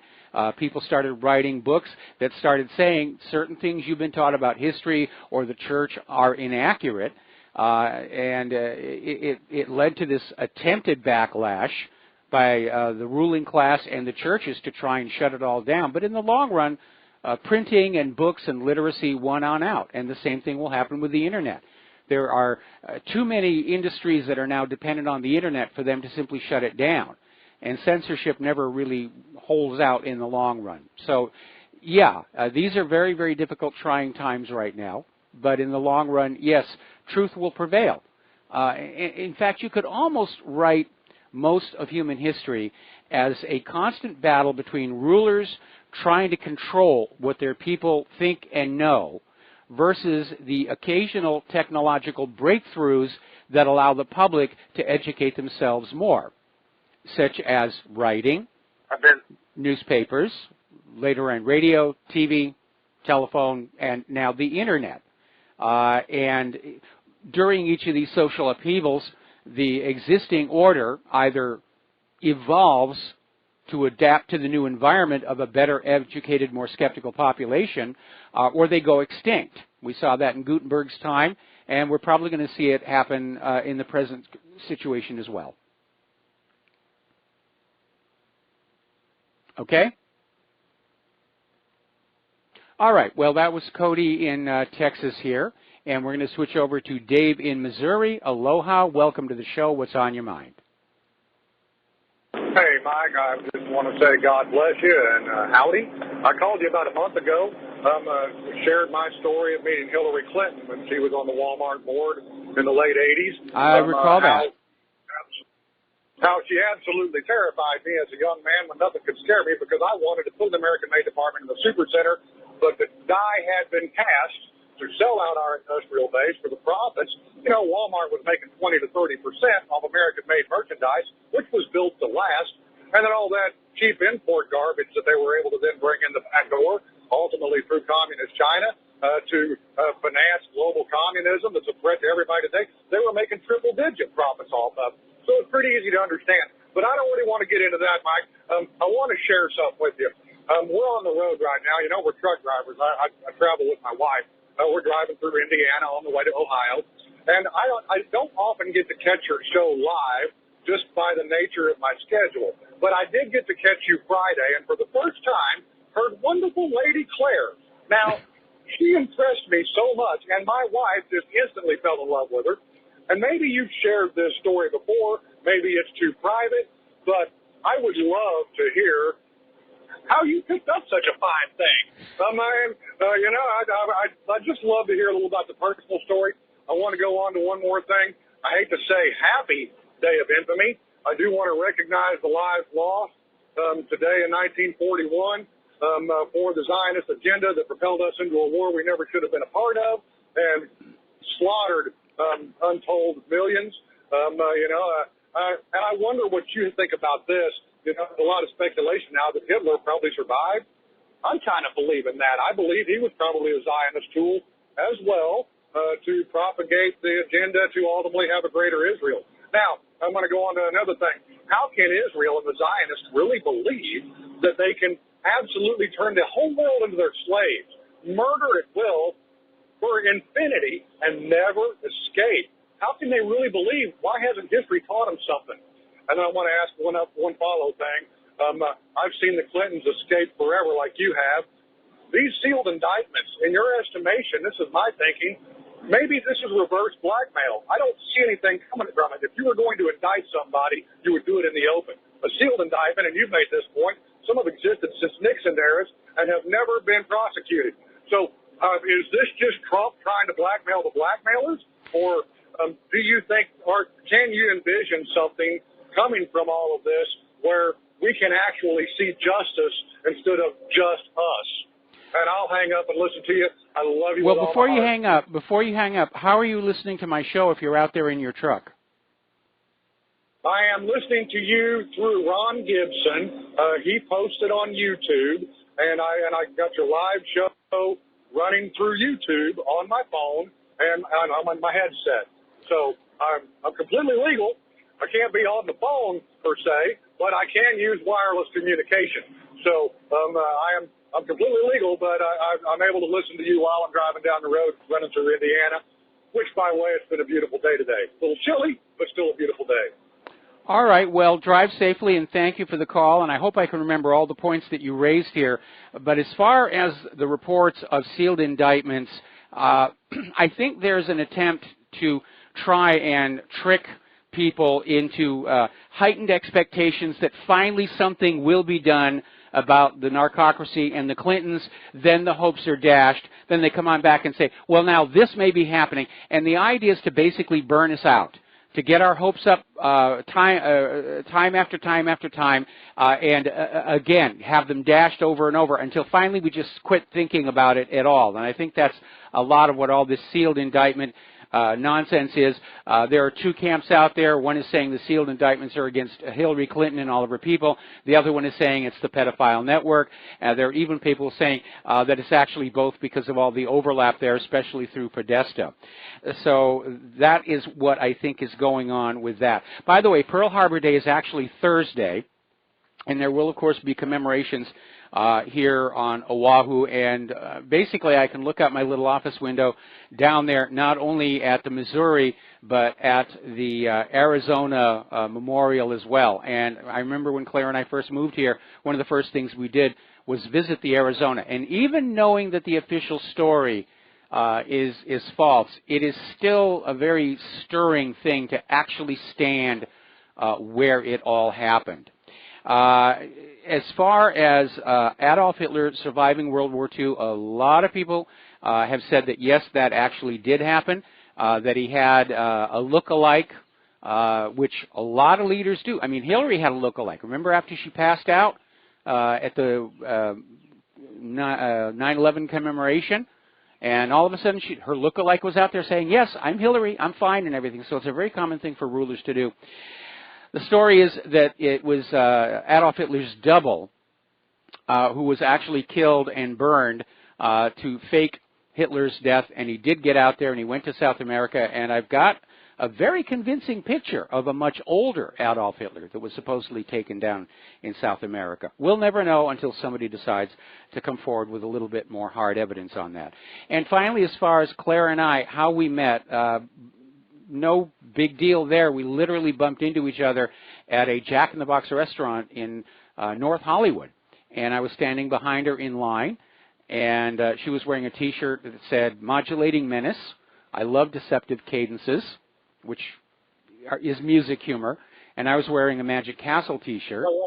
And she basically turned around and smiled and said, I like your T-shirt too. So we had lunch together. And she asked if I could do some magic shows for her church. And I called her next Monday for a date, and the rest, as they say, is hysteria. And it's been more than a marriage. It has been an adventure. Claire just said amen to that. But we are very happy with each other. I'm very fortunate to have such a wonderful marriage. And maybe that's one of the reasons why I have no sympathy for these people who go out cheating on their spouses. Is it really worth risking that?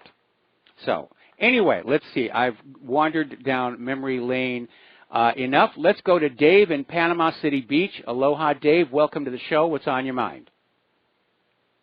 Hey, Mike. Listen, I'll make it real quick. Robert Mueller was appointed the special counsel by our deputy, I guess you say, attorney general. And I wondered why they picked Mueller, you know, and I got to thinking, Mueller was appointed the Attorney General just 1 week before 9/11. He was the Attorney General. So all the investigation that was going to be done about 9/11 was going to run through his office. Now, Trump's up there and he's saying, hey, I want to get to the bottom of what happened to 9/11. And within, 1 or 2 months, you got Mueller over there, and he's basically saying, go into 9/11, and I'm going to clip your wings. And I've never heard anybody really talk about that. About why did they pick Mueller? You know, I mean, he's supposed to be the Attorney General for 10 years. Obama gives him an additional 2 years. And it's just awful suspicious that 1 week before 9/11, he's made the Attorney General. And then when Trump's going to get to the bottom of 9/11, you know, they throw Mueller on top of him to basically put him in check to where he can't go back and check anything about 9/11. I just thought that was odd, and I wanted to bring it to your attention. Well, you raise a good point. And again, the problem is that we're not dealing with just an inner core of corrupt individuals. We're dealing with an entire government that is hopelessly corrupt. It's a much simpler task to keep count of the people who are not corrupt, you know, like Ron Paul and Cynthia McKinney. But yeah, there is that connection. Because again, there are two classes of secrets in Washington, D.C.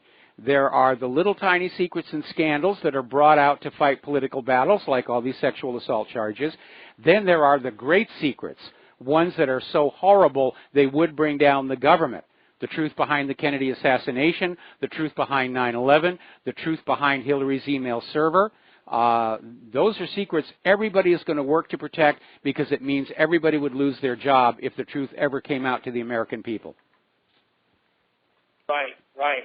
I just thought it was really odd, the guy that 1 week before 9/11, they fired the old Attorney General, make him the Attorney General. I know he was a deputy Attorney General for a few months, but, you know, they fired the Attorney General, and they make him the Attorney General 1 week before 9/11, and then Trump's out there saying what he's going to do about 9/11, and the next thing you know, boom, you know, they stick him over there as a special counsel. I just don't believe in coincidences, you know? No, I don't either. And you need to remember also that Bill Clinton replaced the head of the FBI literally the day before Vince Foster's body was dumped in Fort Marcy Park. So obviously he needed to make sure that he was going to have somebody on his side. And that's a really good way. Hey, I'll promote you to the top job as long as you look the other way over this little issue. Anyway, listen, Dave, we're going to have to let you go. We're about to take another commercial break. We've got other callers waiting on the line. Very busy on the phones today, and we'll be back after these words from our sponsors. America, welcome back to the show here. And that pleasant little bit of music, of course, was by Claire from her album Christmas Without Borders. And it's holding up through the years. What can I tell you? Always a joy to hear that. A little bit of update on the Southern California fires. Apparently, the Thomas Fire, more than 50,000 acres. Creek Fire, 11,000 acres. Rye Fire, more than 1,000 acres. And complicating the issue, of course, are the Santa Ana winds, which are just blowing these things completely out of control. All right, let's go back and grab some phone calls here. And I think the next one is Frank in North Carolina. Aloha, Frank. Welcome to the show. What's on your mind? Frank, are you there? Lost Frank.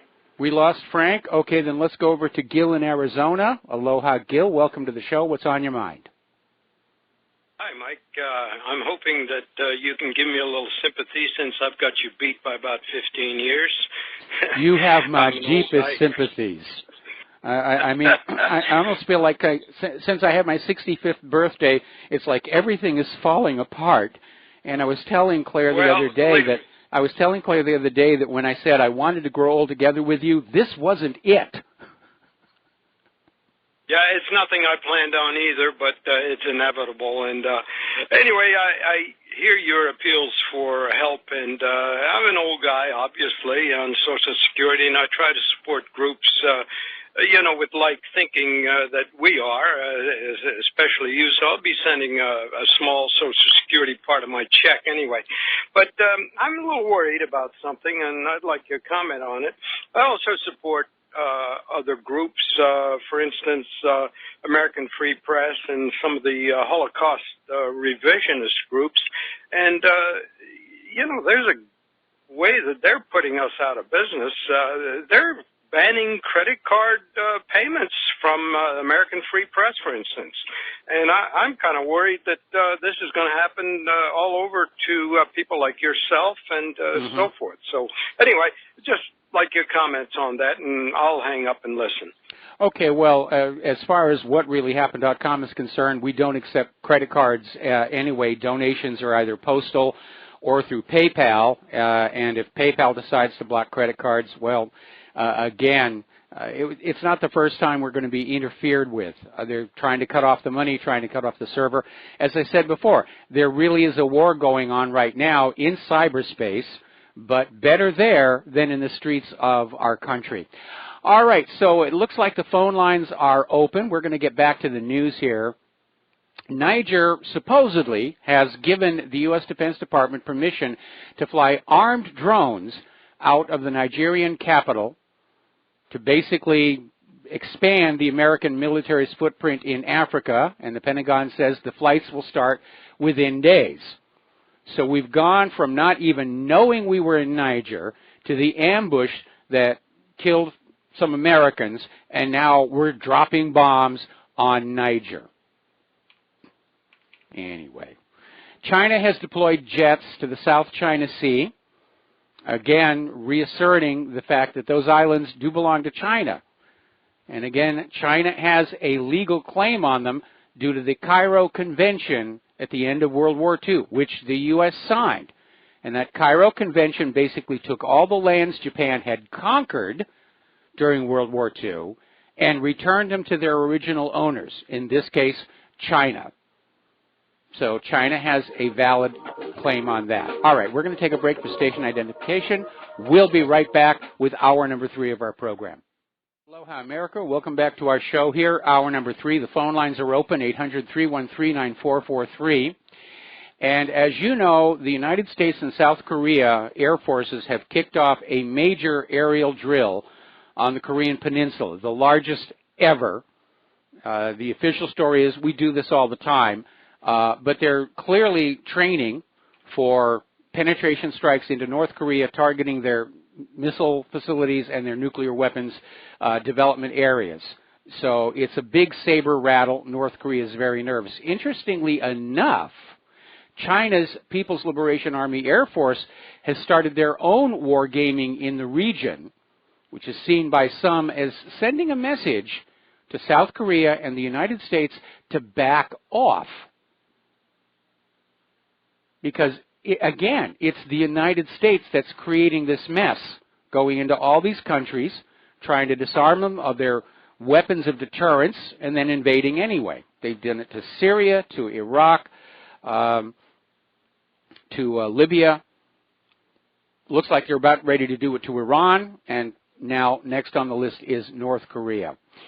Now, the White House has been briefed on a new weapon system called CHAMP, which stands for Counter Electronics High Power Microwave Advanced Missile Project.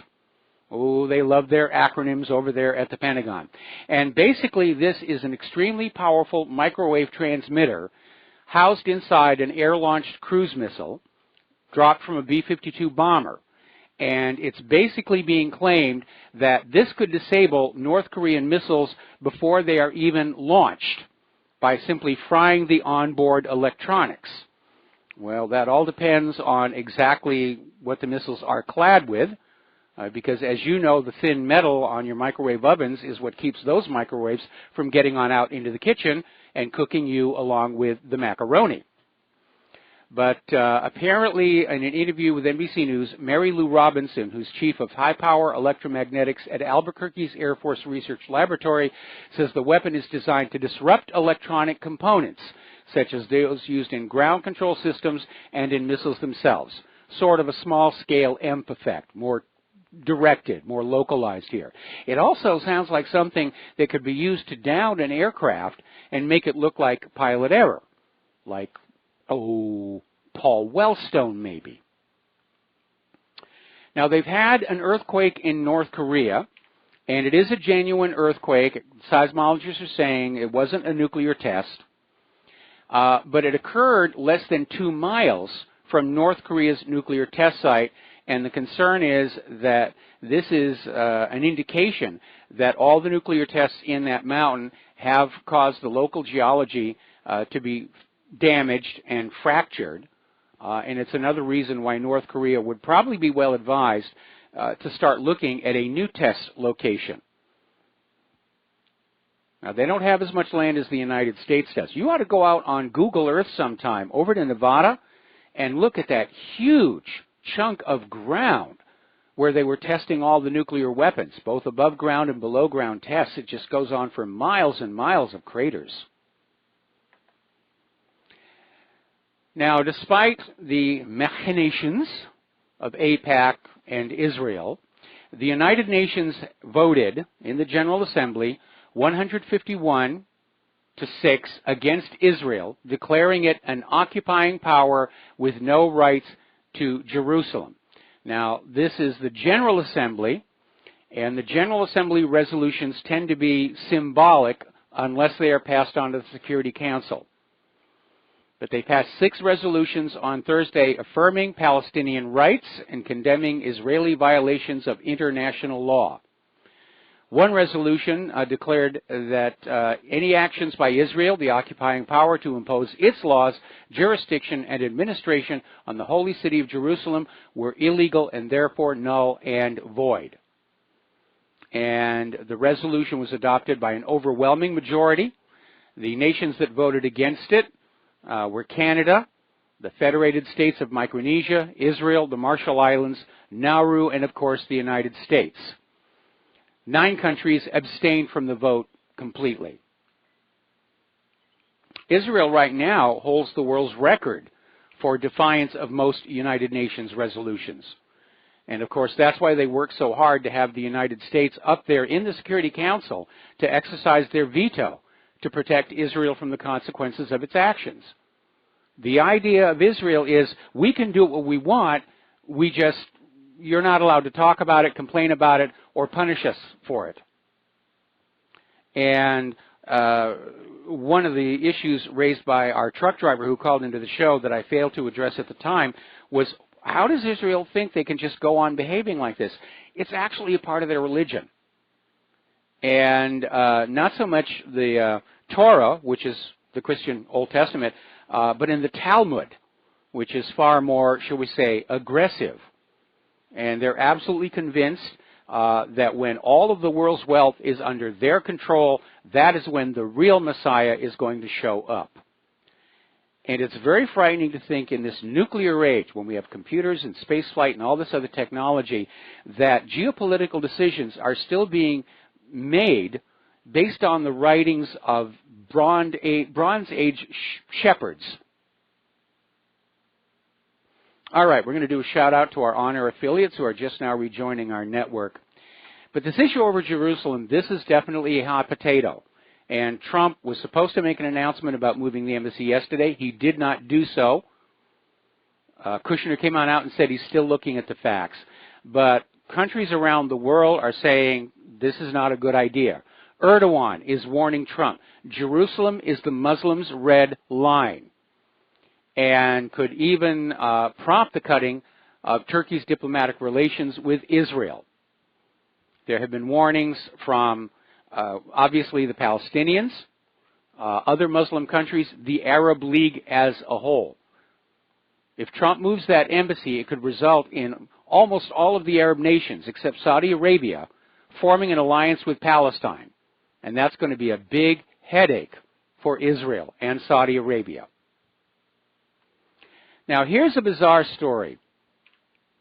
This came on out from Mondo Weiss.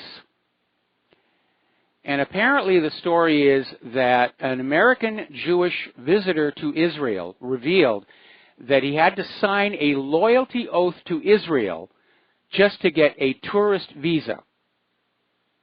That if you want a tourism visa to Israel, you have to sign a loyalty oath, even if you're Jewish American. And I got to tell you, Israel just dropped off my bucket list. I'm not going to sign a loyalty oath. I have a real hard time with loyalty oaths. I remember when I was teaching at another of the schools here on Oahu, computer animation, nothing about politics, nothing about any of that. And they wanted me to have a loyalty oath. And I said, I do solemnly vow that I will preserve, protect, defend the Constitution of the United States of America, so help me God. And they said, that's not the oath we have. And I said, that's the only one you're going to get. And if it's good enough for the president, it's going to be good enough for you.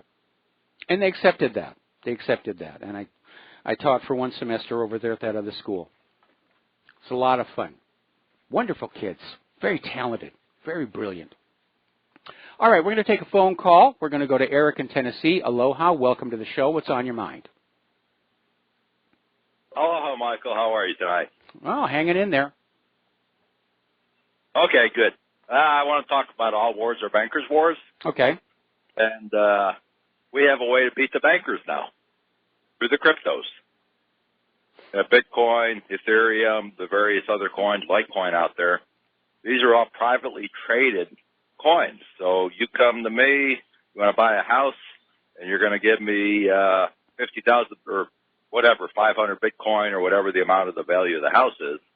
And it's a private peer-to-peer transaction. There's no bank involved. Well, not yet. I would like you to do something. Not yet, but the fact is that if the cryptocurrencies prove to be a significant threat to the private central banks, they'll move to control it. to either have it issued from They're their already hands. trying to move to control it, but they can't.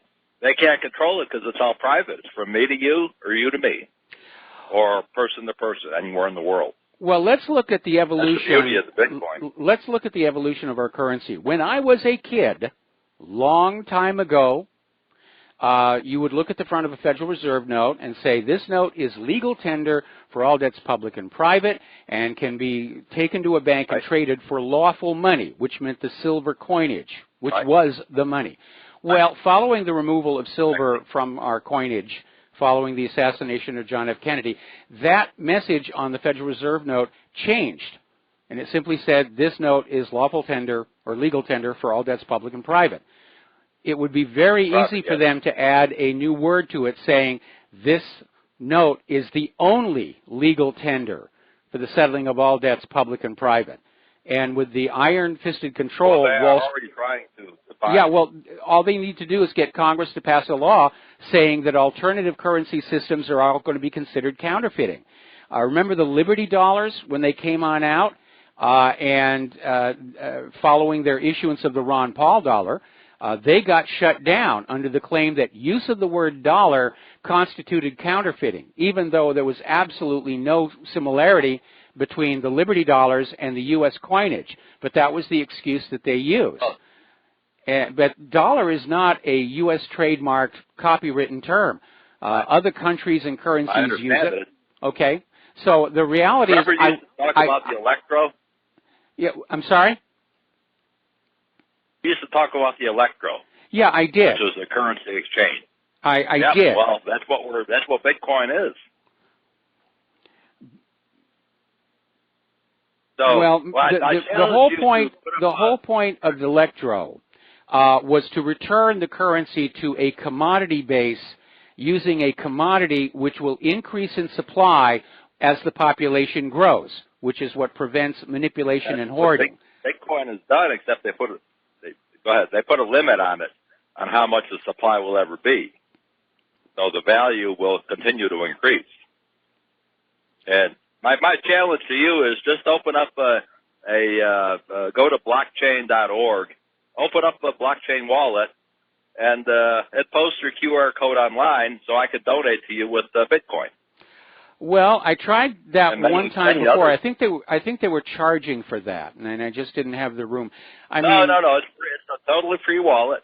All right, so it's blockchain.org. All right, I'll do that more for the educational benefit. Set up a free wallet and put it on your website, and I'll send you $50 the minute it's there.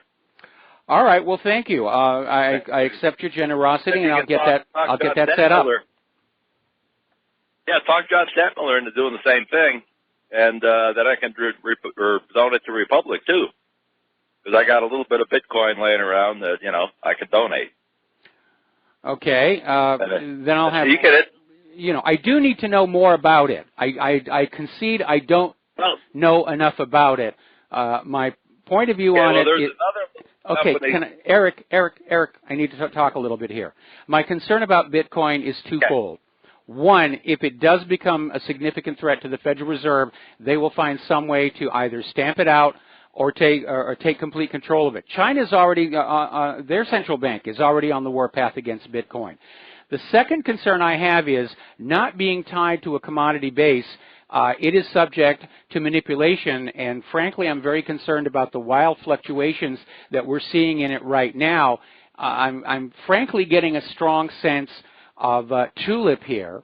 And there was another cryptocurrency, I can't even remember the name of it, and somebody helped me set up for that. And the state of Hawaii declared it illegal, said it was fraudulent, and that was the end of that. So, again, the electro isn't necessarily a cryptocurrency system. It is a means to restore the currency to a commodity base with a commodity that is safe from manipulation and hoarding. Anyway, Eric, thank you for the information. I will look into blockchain.org. Thank you, Michael. And we're going to let you go here. Okay. And thank you very much for the phone call. Now, something else that Israel is doing in response to the boycott, divestment, and sanctions movement is they are out there trying to conceal the names of these companies that are operating illegally in the Israeli illegal settlements out of concern that the United Nations is getting ready to publish this list of companies that are doing business in these illegal settlements that would lead to people desiring not to do business with them. And again, a boycott is a recognized form of peaceful protest protected under the First Amendment. But Israel hates that First Amendment. And apparently, according to a report in Associated Press, Israel is now trying to find a way to hide company names or to change them. So when the list comes on out, it's no longer up to date and current. One thing that Israel has been known to be doing is to actually have the office for the company inside Israel proper, but all the manufacturing and order fulfillment will be done in the illegal settlements. So they're out there, again, on stolen Palestinian land, running these businesses, and what supporters of Israel need to understand is these companies have an economic advantage, even over companies operating completely within Israel, because they're operating basically on land they're not having to pay for.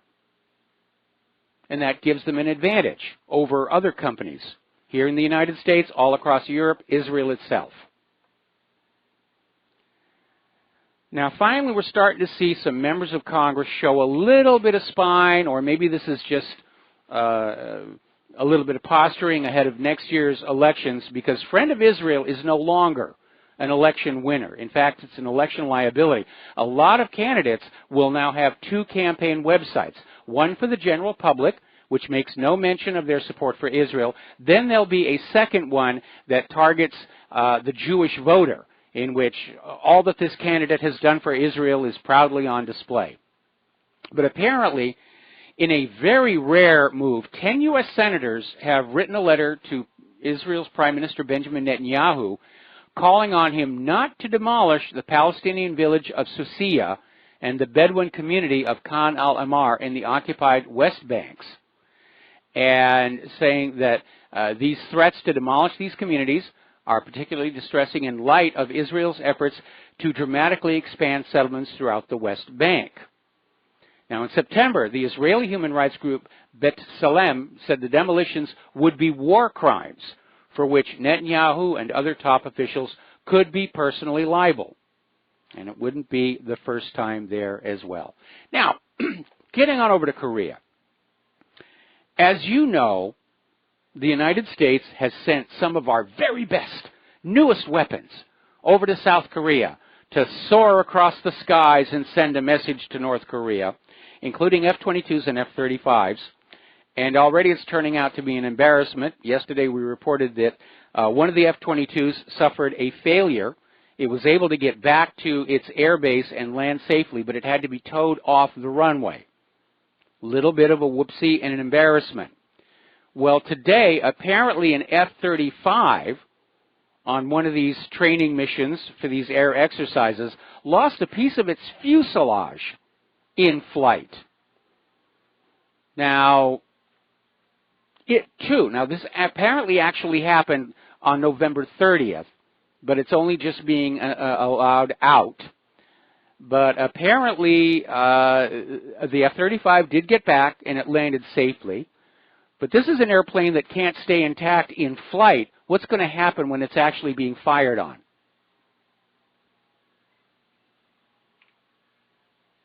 Now, Russia and Venezuela have agreed to a new massive arms deal.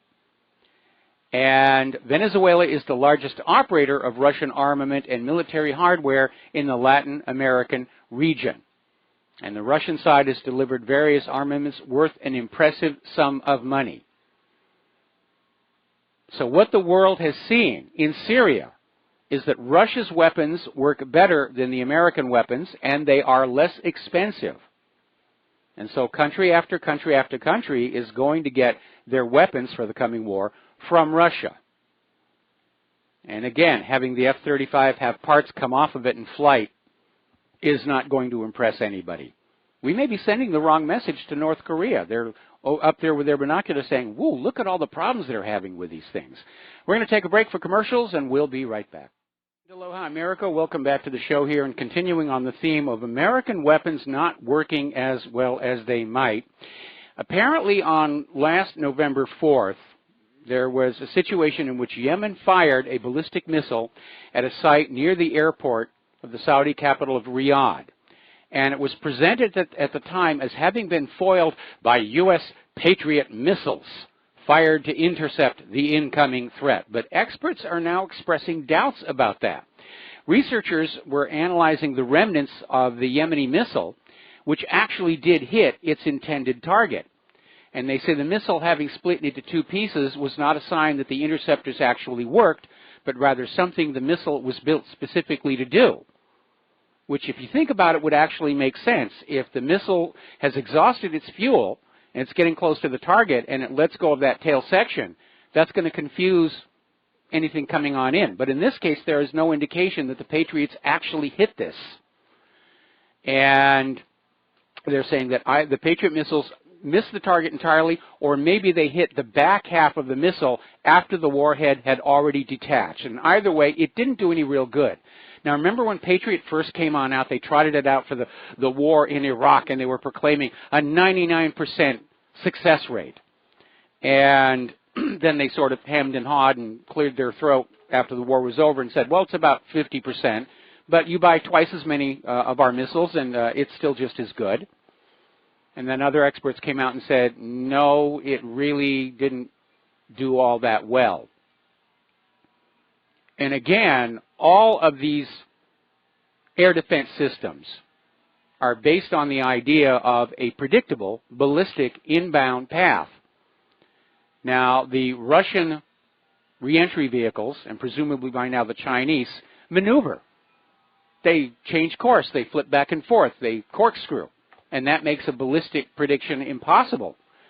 Now, the reason Israel's having so much problems with the Iron Dome is that when the real Gazans really uncork on them with their homemade missiles don't fly very straight. And that's why Israel has to fire 8 or 10 Iron Domes trying to hit a single incoming rocket.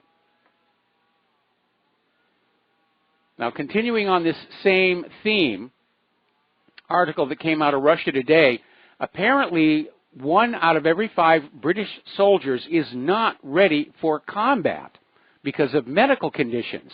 Like the United States, Britain has been lowering the standards for people who want to enlist in the military. And apparently the Royal Navy has so many of their ships out of commission, they might be forced to call on the French Navy in order to get their soldiers someplace where they need to go into battle. And somebody somewhere is thinking we're going to prevail in a world war against Russia and China with this kind of military, or maybe they're thinking they're just going to go ahead and fight it all with nuclear weapons. And again, I don't think we're going to win that one either. We really are living in a lunatic asylum, and the lunatics are in control. Now, according to the Congressional Budget Office, Donald Trump's military buildup is going to cost an extra $683 billion over the current military spending plans over the next decade. And they're talking about huge amounts of money. The base budget would have to reach $688 billion by 2027. That's 20% larger than the peak defense spending during the 1980s. Sooner or later, they're going to run out of money. They can try and print new money, but that's not going to do any good, because if you print too much of that money, it devalues. You're not able to buy any more. You're spending more on paper. Everything's more expensive, but you're not able to acquire anything more. And, of course, the other aspect of it is that our current military-industrial complex is very wasteful in their spending. There's still something like $6 trillion that vanished from the Pentagon, and nobody knows where it went. They were trying to track it down, but unfortunately the airplane that hit the Pentagon on 9/11 actually flew around the Pentagon to the other side, then came back in and crashed right into the offices of the accountants that were trying to find where all that money went. How lucky for somebody who got that largesse. Now, turning over to the domestic economy over at Damagood.com, they're saying Social Security is in trouble. We've been saying that for a long time, going all the way back to when Bill Clinton looted Social Security to make his magic federal budget surplus. And this article is pointing out that for the majority of Americans right now, they may never be able to retire. That's always been the carrot held out on the end of the stick. Work long, work hard. When you reach the age where you're starting to lose your functionality, you can retire and live the life of leisure.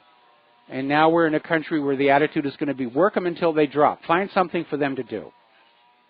George Carlin even predicted it. He said they're coming for the retirement money. They want it all.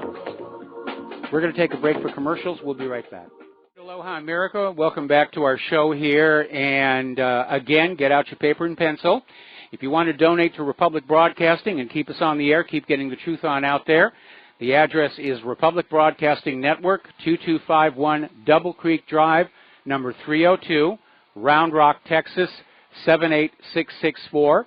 Or if you want to phone in a donation, 800-724-2719, extension 03. And if you want to donate to whatreallyhappened.com, there's a donate button right at the top of the main page there.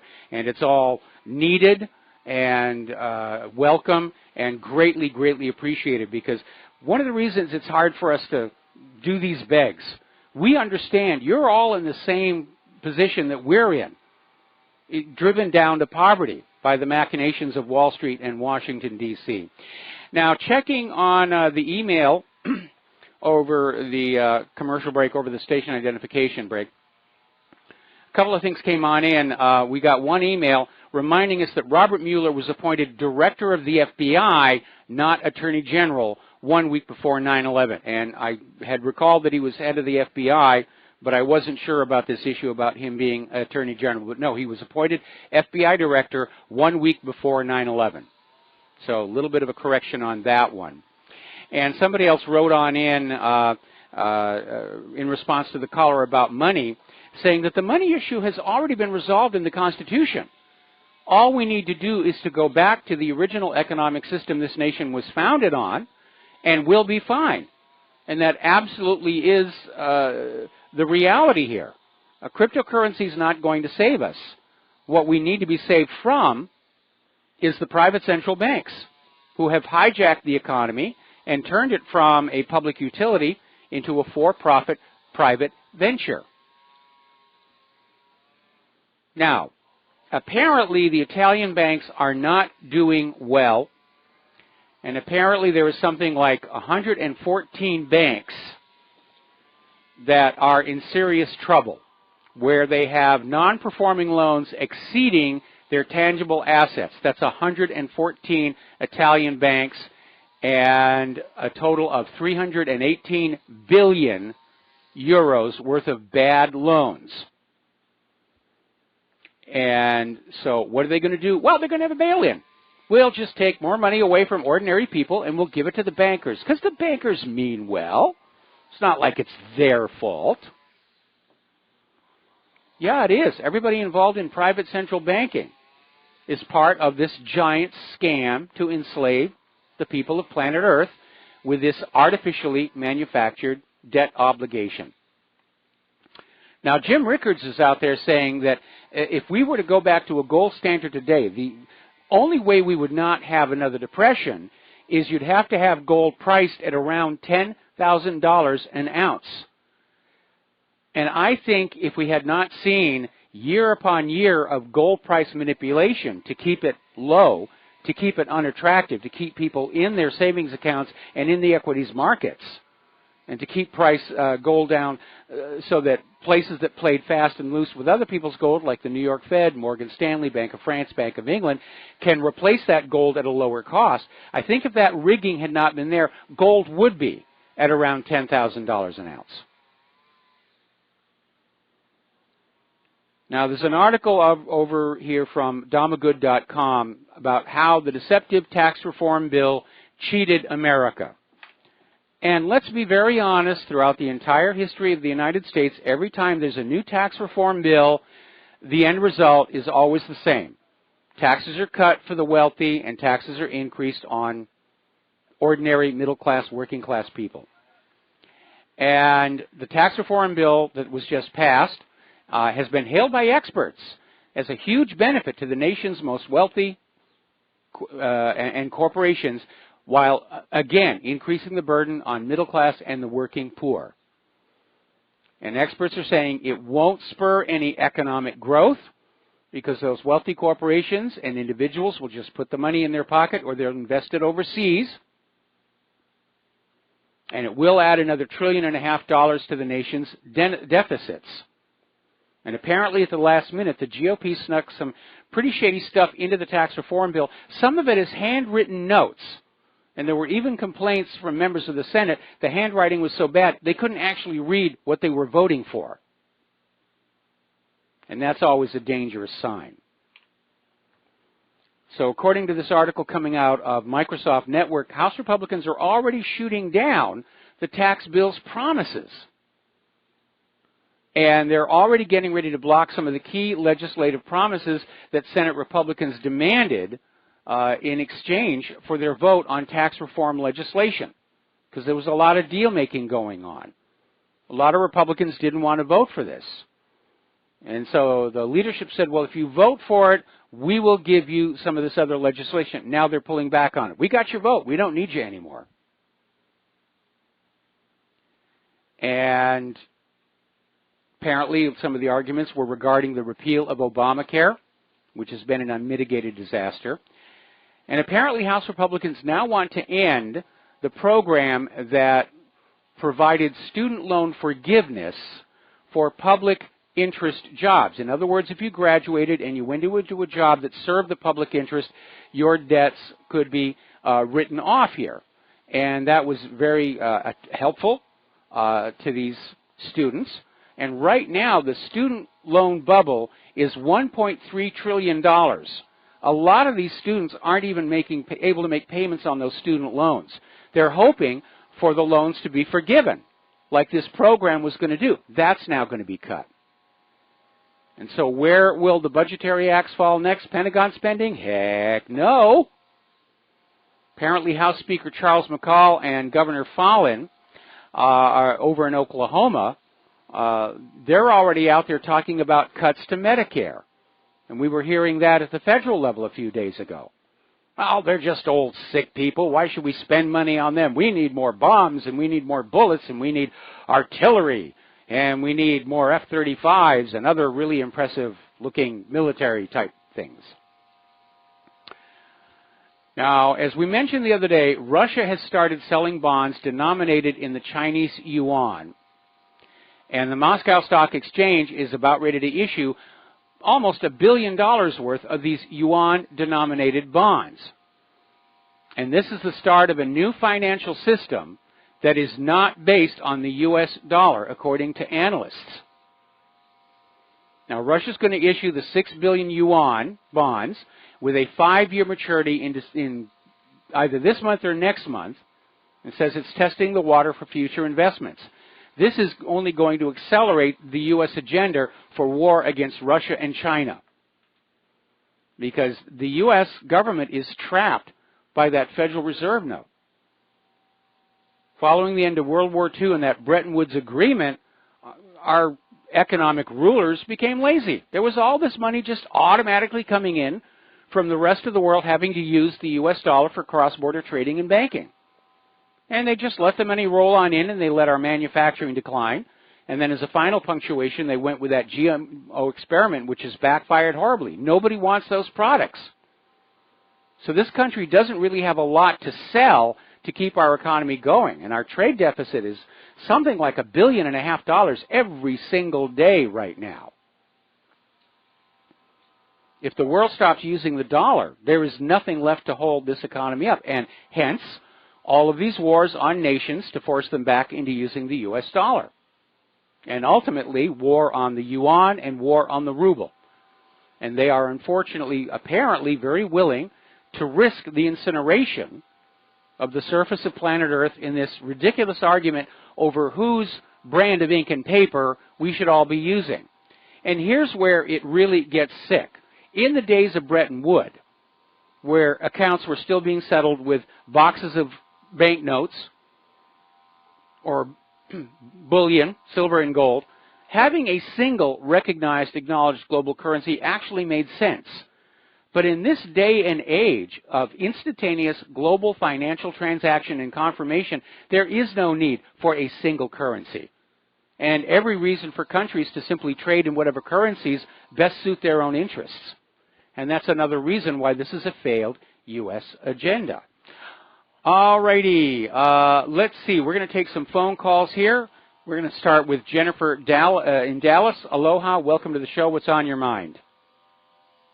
Yeah, well, actually, I was going to talk about something else about Alice Walton, but, like, now that you mentioned the student loan thing, I graduated in 1996 from a college in Texas, right? Yeah. And they just stopped calling me. I think that they're embarrassed that I can't pay. I owe about $15,000 or more in student loans, right? They just stopped calling me. And it's like they've just, like, I think that people who are, like, this old, I'm 44 years old. You know, I mean, like, so they kind of like, you know, I still owe $15,000, and they just don't even bother me anymore. Now it's like it's kind of, I think they wrote it off. Well, that may be the case here, and what's going on with a lot of debt, given the current state of the economy, is the debt may have been sold off to a collection company, and the collection company will try and collect, but they're probably going to look into your assets. And if they look at your financial situation and realize there's no way they're going to get the money, then they're just going to drop it and figure, right. Well, you know, we'll just write it off. I mean, like, yeah. I'm sorry, I missed that last part. No, I'm saying, like, I think that's what's happened. I mean, I haven't been called over, like, 2 or 3 years over these loans. I mean, like, they used to call me all the time, and now they don't. You know? All right, well, you got off lucky. I wouldn't brag about that too much on a radio show, in case they decide to change their mind and make an example of you. Right. I mean, I didn't say my last name. So anyway, the reason I called you is about Alice Walton. Alice Walton is, you know who that is, right? Yes. Alice. All right. So anyway, like, I'm a school teacher. Like, I went to college and I graduated, and I taught school for 13 years. Well, I got a DWI in 2011, and so what was so weird, I was looking at my mugshot, and then I saw Alice Walton's mugshot for her 5th DWI in the same county as I got mine, right? She's her 5th. She's like, this woman is actually a very bad alcoholic, right? Yes. And she's actually where she was, like, actually killed somebody before and, like, you know, got off on it. Well, by the time I got out of all my trouble, in the same county, she lives here in Texas. She was living here in Texas, right? Mm-hmm. Alice Walton. So whenever I was, like, out of all my trouble, I noticed that she got out of her trouble, but by the cop, he, like, paid him off, and he was, like, out of the country, like, moved to Fiji. He just paid him off, like, you know. And basically, also, too, like, the Clintons, like, so here, really weird thing happened. So all of a sudden, I met this girl online, right? I'm a lesbian. I met this girl online, so I kind of, like, went to Arkansas for a few months. So all of a sudden, I was like, went to the Walmart, the headquarters, right? I was like, I'm going to talk to this. I said, you know, maybe she can help me get a job teaching again, because, you know, she should. We should be like kindred souls here. Like, she has DWIs, I do too. Maybe she can help me get a job teaching again. And then I was like banned from the whole place, and like, so I went to this place, right, where it was like the headquarters of Walmart, right. So I was like, hey, I'm here to, like, talk about Alice Walton. They're like, well, you can't do that. You know, I went to my car, and they're like, going, did you just come in here? Now you're banned. You're banned from being here again. Okay, well, crazy. Like, I mean, we get a lot of stories about strong-arm tactics by Walmart security people. Right. I mean, I just went in there, like, you know, was like, I know who Alice Walton is, and they were kind of like, well. Did you have any prior friendship with her or anything? No. Well, I mean, it stands to reason, you know, somebody who's that much of an icon, if you will, within the company, you can't just walk into any large corporation and ask to see the top executives. I mean, that's true for Walmart. That's true for any industry. These people are sheltered and protected by their underlings. It's like trying to walk into Universal Studios and just ask for a meeting with Steven Spielberg. It's not going to happen. I know, Mike. Okay, well then. I mean, basically. Okay, so right, Jennifer, I'm going to have to let you go. We're running short on time, and the phone lines are loading up here. So let's switch to Tom in Utah. Aloha, Tom. Welcome to the show. What's on your mind? Hi, Mike. About 6 months ago, I contacted you. Since I'm visually impaired, I didn't know that I was guiding you to my website, which was not fully active, and not all elements were there. But I got to tell you, in spite of that difficulty, many of your listeners have contacted me, and they've been preserved from injury. So anyway, if you go into GassingAmerica.com now, the elements should be there. And you know, as a master thespian, if you don't have motion and photos, you don't have anything. And that's what I was directing you to before, is I didn't realize that the elements that were video and photographs were not there, so it was very rough reading, I'm sure. Okay, can you spell that URL for me? Just gassing, like you're gassing your vehicle. GassingAmerica.com. I do have some aliases. Manufactured Madness. Is that easy to remember? Oh, I remember who you are. You're the person who was concerned, and justifiably so, about mobile homes that are contaminated with formaldehyde and possible ventilation problems for carbon monoxide.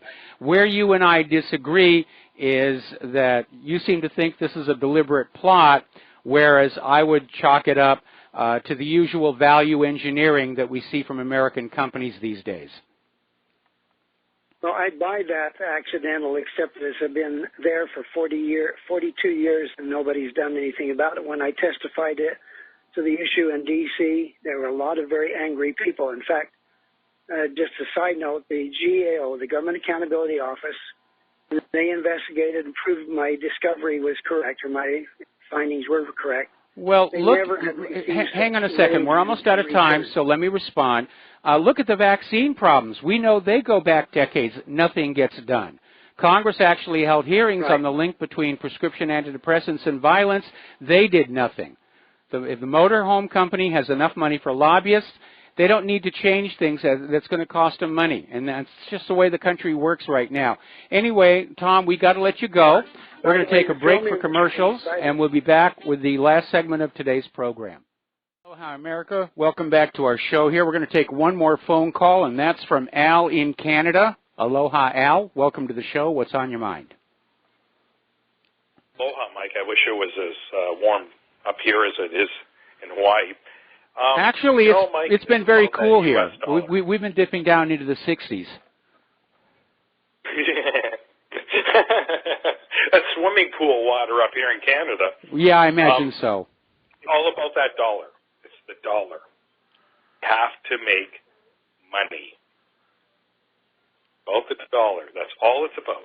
We have something for sale, and this is how much it costs, whatever the market will bear. Sometimes it goes against your will to engage in that commerce. But there is that commercial on your website, that lady that says the United States government is an interwoven, basically a bunch of companies interwoven in this exchange, whether it be, legitimate or not.